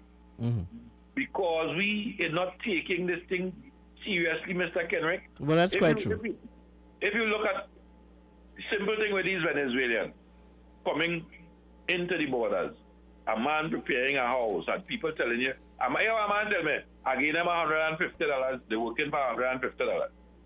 So, and we already know, in my community, 15 and 16, I'm living in an apartment. That is why they could pay them $150. So you exploit them because of the position. So who we really care about? No, but so you agree with my call that these people should be prosecuted and persecuted? Yeah, but glad you raised that point. That's one of the reasons I was trying to get you earlier on. And here what you going to tell me now, if you notice, if you notice the area in which most of these people landed, they ain't landing in Carnage, they ain't landing in Las Cuevas, and they ain't landing in Cedras, down on east-west corridor, down on the southwestern peninsula. Not so? Well, no, I'm listening to you. Go ahead. And I know the direction you're taking me. No, go ahead. Right. And if the police decide are going and seize, or the government say are going and seize this man hotel or this man, you know what they're going to claim? Race, discrimination. All right, enjoy it. Well, I know the direction you're taking me, because you are claiming that most of these landlords belong to a particular grouping of people, and if any decision is taken to prosecute or persecute, well, then you'll have section of the community crying discrimination. You see, I know the direction you want to take me, my friend. I know that. Anyway, so we continue with our discussion. 975 FM Hot Like Pepper, 378-4975, our WhatsApp number. And you can also catch us at 636-7547 and 227-5739. Well, let's shift gears here a bit and look at what is happening in Guyana. Well, certainly the people of Guyana can now breathe a sigh of relief, given that Irfan Ali is now the president of Guyana. And there's an editorial published in one of the newspapers here this morning. I just want to share this paragraph with you.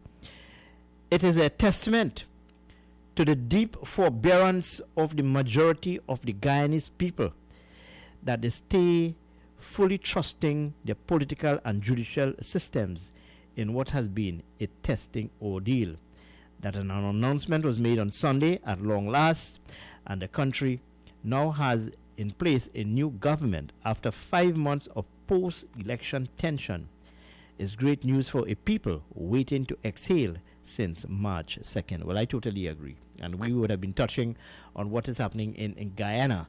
And I called on the people of Guyana, most of the authorities and all stakeholders, to let good sense prevail. Because if this thing would have allowed to fester, to continue, well, then you would have had sanctions coming against the people of Guyana. And that myself would have created a situation, a recipe for chaos indeed. 975 FM Hot Like Pepper. Let's take a commercial break. I'll try to get in touch again with Michelle Benjamin, the UNC's candidate for Moruga Tableland, to get her thoughts on the campaign thus far. Stay with us here. 975 FM Hot Like Pepper. Again with U975 FM Hot Like Pepper Multicultural Radio. Yes, we're back with our road shows. Be part of the U975 FM bandwagon as we bring you live broadcasts from locations throughout the country. Come enjoy our company with music, entertainment, and lots of giveaways. Stay with the U975 FM Hot Like Pepper Multicultural Radio for greater programming as we hit the road again. KY's Electrical Supplies Limited of Southern Main Road, Canupia, for all your plumbing and electrical supplies, water heaters, filters and water pumps, plus all parts for Gould, Pentax and Leo pumps. Choose from leading brands such as Cooper, Varma, BTCino, Leviton and General Electric. Call 665-6954 for more information. KY's Electrical Supplies Limited of Southern Main Road, Canupia. I have journeyed. Greeted in the wonderful name of Jesus. My name is Bishop Kelvin Khan from Endurance Ministry International. Our new location is in Railway Road, Londonville. You can tune into 97.5 every Sunday morning from 6 a.m. till 8. Tell your nanny and your nana, Jesus is the answer.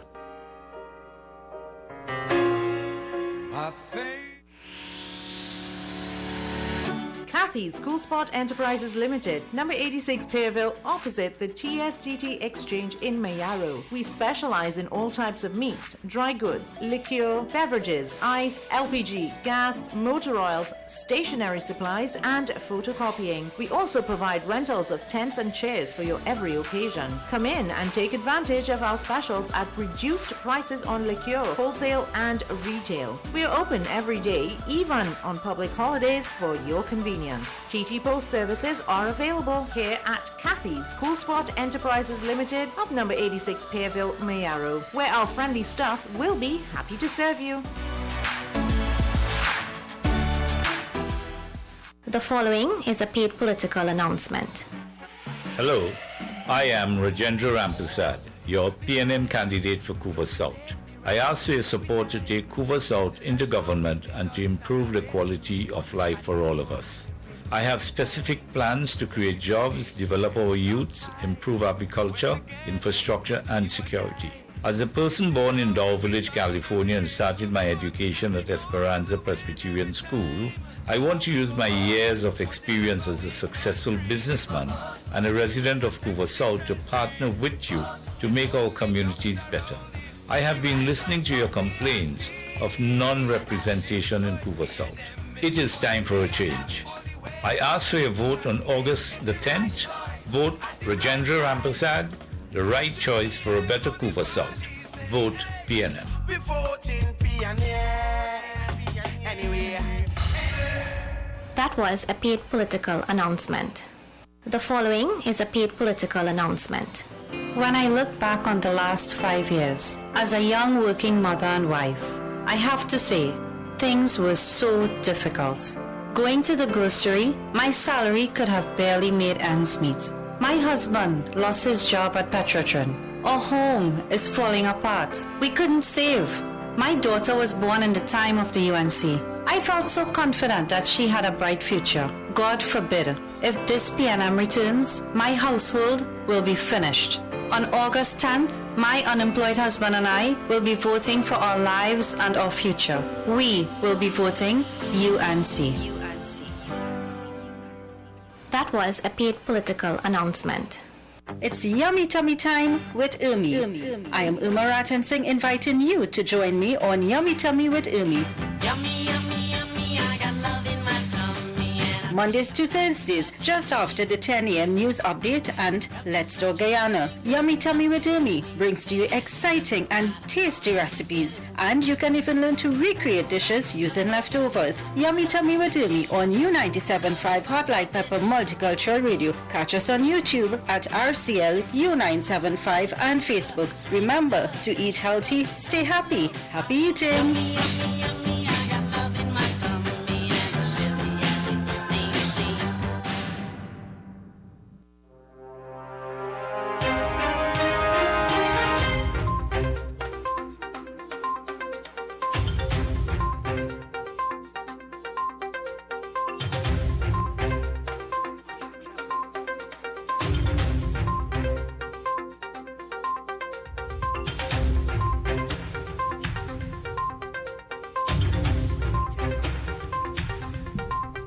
Yes, indeed, and welcome back to 975 FM Hot Like Pepper. Well, COVID-19 is with us, 182 cases thus far, and certainly the business community must be very concerned as to what is happening with this latest development in terms of cases.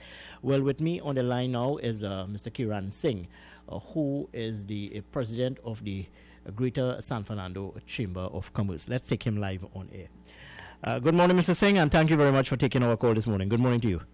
Good morning, Kendrick. Thank you for having me on your show this morning. Well, thanks for taking our calls. I've been trying to get in contact with a number of candidates this morning, but thus far I would have failed in my efforts. Anyway, your organization, the Greater San Fernando Chamber of Commerce, would have held a discussion, would have held some sort of conference, a meeting within the last couple of days. Can you walk us through as to what are some of the concerns, what are some of the issues discussed, Mr. Singh? Well, what transpired on Sunday was the second in a series of business meetings that we are having with the candidates that are representing themselves to be the prospective member of parliament for San Fernando West. Mm-hmm. And the San Fernando Chamber, being the premier business organization in San Fernando, we felt it was our responsibility to host individuals from the different political parties. Mm-hmm. In this vein, we had the Honorable Attorney General Paris a couple of weeks ago, and the second was Sean Sobers on Sunday. Mm-hmm. And the reason for these series of meetings is to hear their proposals, their ideas on how to generate economic growth. That is what the business community is most concerned about, given the post-lockdown, especially being affecting the southern economy in such a grave way, and also with the continued shutdown of Petrotrin, with the loss of thousands of jobs. We have the closure of businesses. It's been negatively affecting the entire MSME sector. And we really wanted to hear the plans from all candidates on how they intend to chart the new way forward out of the economic crisis, because we all know our economy was stumbling even before the onset of the coronavirus, and this was already impacted on us in a very negative way. And this virus has compounded the issue. We have staff layoffs, rotation of staff, extremely high bills to continue paying with utilities, and the income level has dropped. It has declined. It has not increased. It has not even stabilized. And with the onset of recent infections on the rise, it has now created somewhat of a fear factor for citizens to come out and even think about shopping. The last thing people are thinking about is buying goods through the retail sector, especially. All right, Mr. Singh, what are some of the measures coming out of these discussions advanced by most of Mr. Sobers and Mr. Al-Rawi to move the economy forward, more so as it pertains to San Fernando? Well, we're both of them talking about the restructuring of the waterfront, the redevelopment. They have somewhat slightly different ideologies on how they see the vision for the new waterfront. How the Chamber of Commerce views the waterfront is this can be the new economic frontier for the southern community in particular, it could be a hub of activity to draw not only local citizens but tourists into our southern region with cruise ships, hotels, water sports, etc. I mean, that's for the candidates to say, but the Chamber of Commerce would like to see that area developed. This was for decades. Governments have ignored the waterfront, and we want to see that change with whoever forms in as government. All right, but the Chamber's position as it relates to, let's say, short-term goals to kickstart the economy to get it going again, because a number of people within the southern areas would have been, let's say, now on the breadline, so to speak, because of the closure of some of these companies, mostly Petrotrin. Short-term goals. What is the Chamber advocating to address this concern? Well, we would want to see we continue to call for diversification. The agricultural sector has been abandoned over the years. We have members. I always point to the fact that we have a member in the chamber who works in the Petrotrin oil refinery, and he's still in the oil business because he now is in the business of manufacturing coconut oil. But the ironic thing about it is that he cannot get enough coconuts to maintain his business, and he has to import coconuts for his business to survive. And this is absolutely ludicrous. When we think about it, we had such a thriving coconut industry. Where is it gone? And now we have, this could be a net foreign exchange earner. And governments come and go and they talk about diversification and agriculture, the importance of it, but we see no evidence of it. We only hear a lot of talk about diversification, but we used to boast of San Fernando being the energy capital. It is no more. We have the oil and gas reserves have fallen drastically. The prices affected globally. We have a downward pressure on prices that will remain for a long time to come because of the fall in demand for global goods and services that has driven down these prices, and that will continue for some time to come. All right, Mr. Singh. We have to look at other sources of revenue. Mr. Singh, let's just shift gears here a bit. The conversation in recent days centered around the influx of Venezuelan migrants into this country. And look at this in the COVID environment scenario. How is this impacting on businesses in and around San Fernando?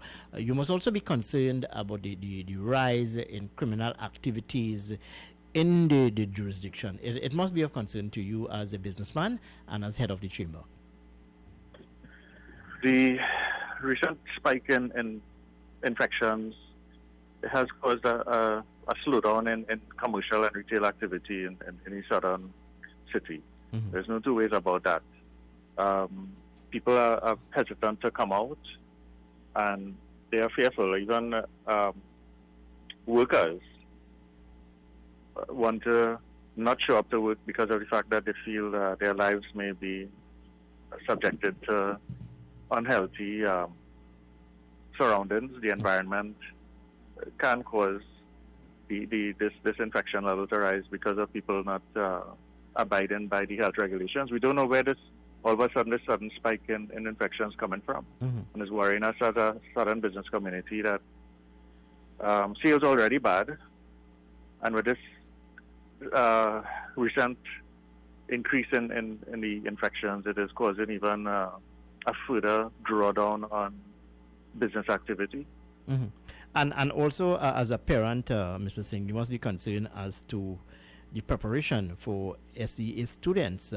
SEA is on the 20th of this month. You must be concerned because this back and forth discussion with all stakeholders is certainly very traumatic for parents, and I would imagine students.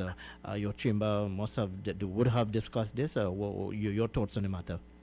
Yeah, we have parents we have members who are parents in the chamber, and they have been talking about what is going to happen as we approach the 20th of August. What is happening is that some parents are refusing to send their children to school because of this fear of them getting infected. So we unsure now that August 20th is just a few days away. It creates a psychological pressure on the child and the parent. Our parents have been complaining that their children are somewhat emotionally upset by the fact that they're not sure if they will be writing it on the 20th or not, because we have all the major stakeholders concerning SCA saying different things. So we don't seem to be on a level playing field or on a common table where we're talking about how we're going forward. And we also have students writing CSEC and CAPE at the moment. And we have elections on the 10th of August. So the sanitization of the schools is going to become an issue, because they will have to restructure the schools and the classrooms for the election day and then restructure it for SCA and the continuation of exams within the next few weeks. So this is somewhat worrying for parents, and it affects the business, the health of the business community as well. All right, well, certainly it's a worrying situation and quite a challenge indeed. But finally, Mr. Singh, before I let you go, I read this morning with interest that the Maxi Taxi Association is making a call on its membership not to pick up passengers who do not wear a mask. I want to get your thoughts on that from a businessman's standpoint and also as a head of the chamber. Do you think that the wearing of masks should be mandatory, given what is happening with the virus thus far in our current environment? But certainly in the southern area, we have a greater compliance for persons wearing a mask as opposed to those who are errant in their behavior and not wanting to follow the health guidelines. But we have been saying to the members and to the general community that please wear a mask, enforce a policy of no mask, no service, because we don't want to have to turn to the government and say, listen, you have to make it mandatory for people to wear masks to get service, whether it's in transport, retail, wholesale, whatever activity you're doing. It's unfair to your fellow citizen to jump in a maxi or a taxi and you're not wearing a mask and somebody could become infected, because the government has not been clear on where these recent infections have come from and what part of the country. And if you innocently get the virus from another person, then that is very, very disrespectful to people, you know. Okay, and before you go, Mr. Singh, my final question to you indeed. Prime Minister Dr. Keith Rowley last week would have spoken on this matter, the COVID environment, and he would have said that in his recent visit to San Fernando, he found it quite interesting that Southerners are not taking this matter too seriously. Share your thoughts with me.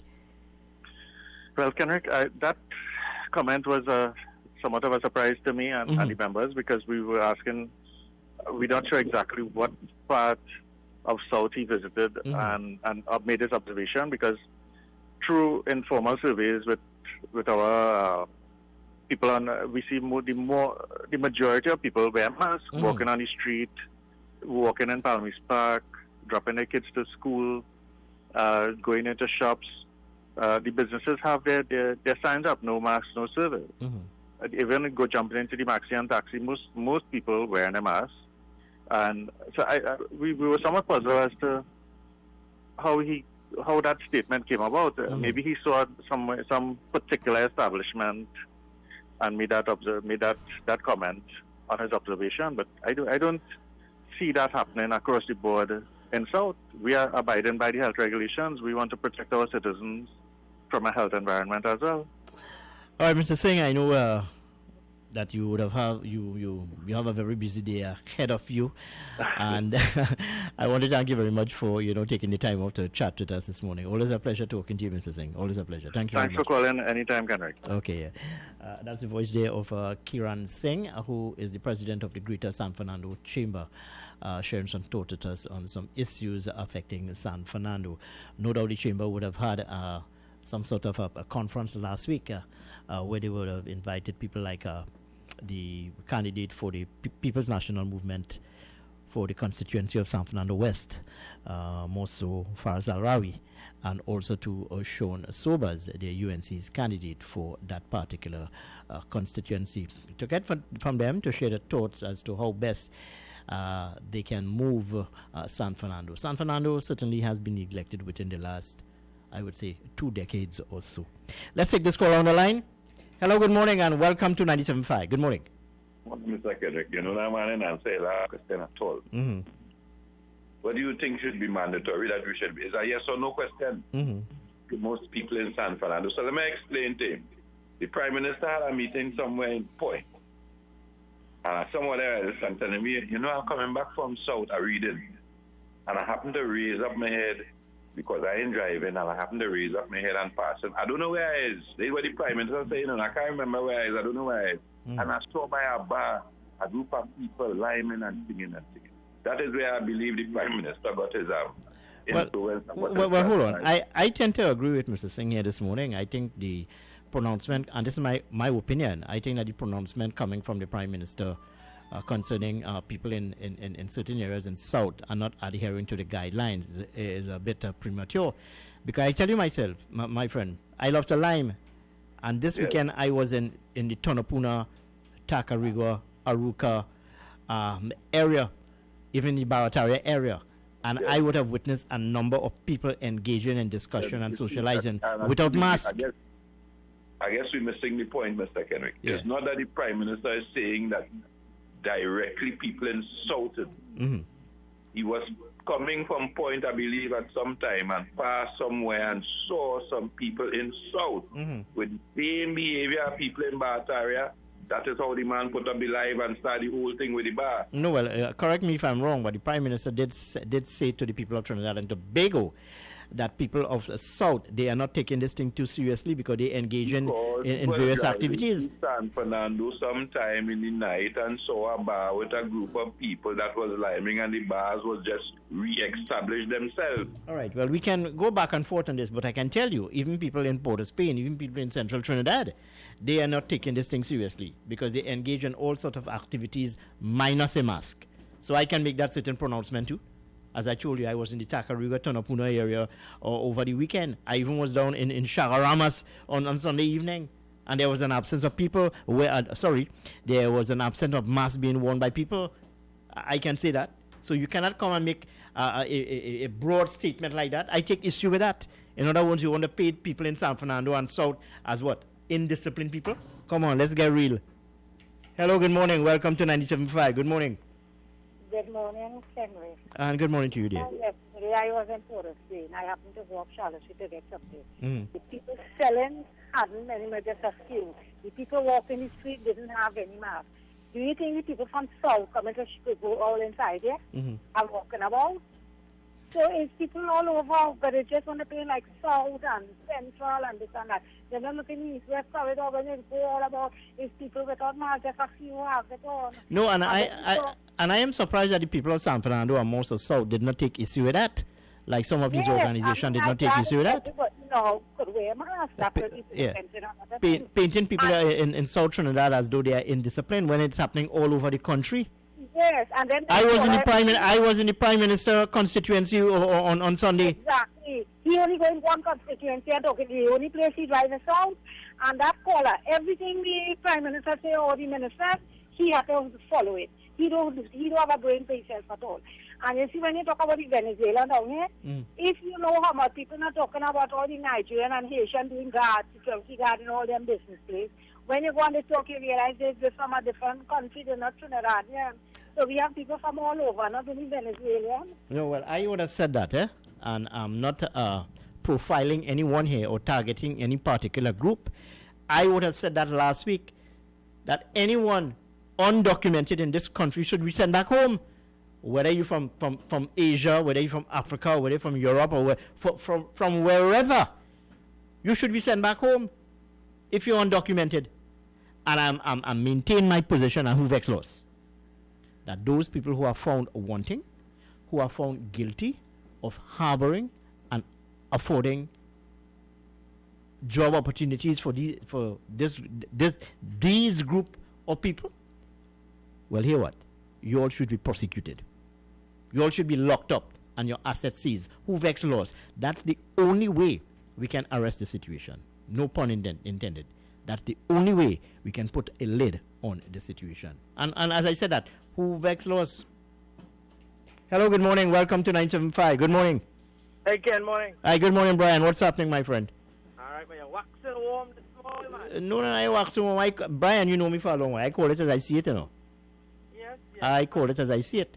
You know, two things I wish to speak on. One, on that comment that where the Prime Minister would have said South Trinidad. You have to understand the PNM. You have to understand the way of the PNM. That's what you call it dog whistle comment. So everybody will go off on a tangent and say, well, yeah, South Trinidad, And we all know who from South Trinidad. Who's the leader from South Trinidad, right? And then calling UNC people cheeseheads, right? I really would love to know what the hell that means. And I know that there's a candidate of who's from the PNM who listens to your program. And I'd love to know why was it so necessary to show the use of a cookie broom to dust off a UNC jersey. I mean, really? It's ridiculous. Well, it's a clean sweep. Right? Well, only one day we will know that. Too. On one day we will know that. Right? And, I mean, you're seeing things happening, and you have to always wonder, is it one rule for the PNM and one rule for the UNC? All right. Brian, before you go, comment on me on this Barry Padarat episode. Well, I am still... No, from a legal standpoint, you're an attorney at law. I want to get your legal thoughts on it. Well, nomination day, right, there is a process where if a candidate is unable to attend nomination day, the election agent takes control of the nomination form, right? And he will file on behalf of the candidate. Now, this was done, I can tell you, in 2007 for one Kelvin Ramnath. When Kelvin Ramnath, who was in the country but was ill, and his agent filed. I am a little perplexed. So, in other words, they are precedent. Yes, there is a precedent. Okay. But outside of that... I using a legal term there, boy.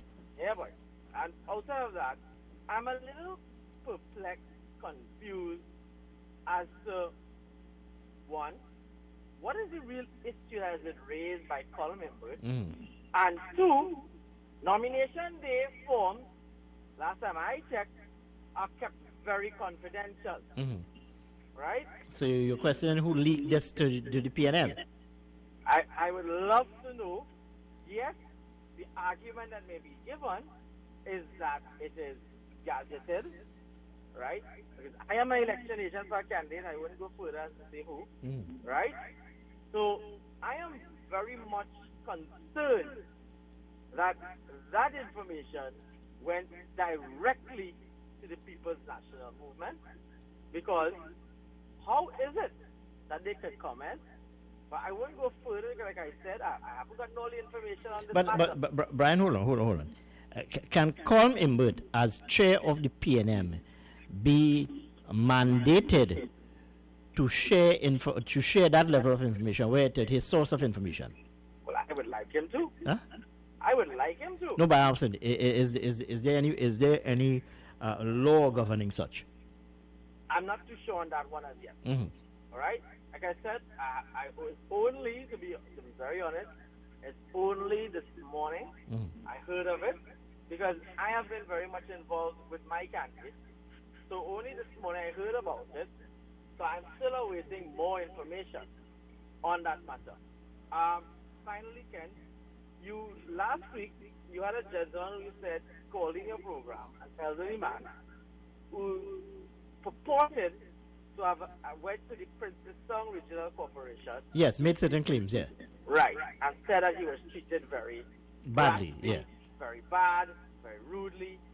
I had a conversation with the chairman of the corporation. Gauri Rupnarai. Right. And he says he has no knowledge of that information.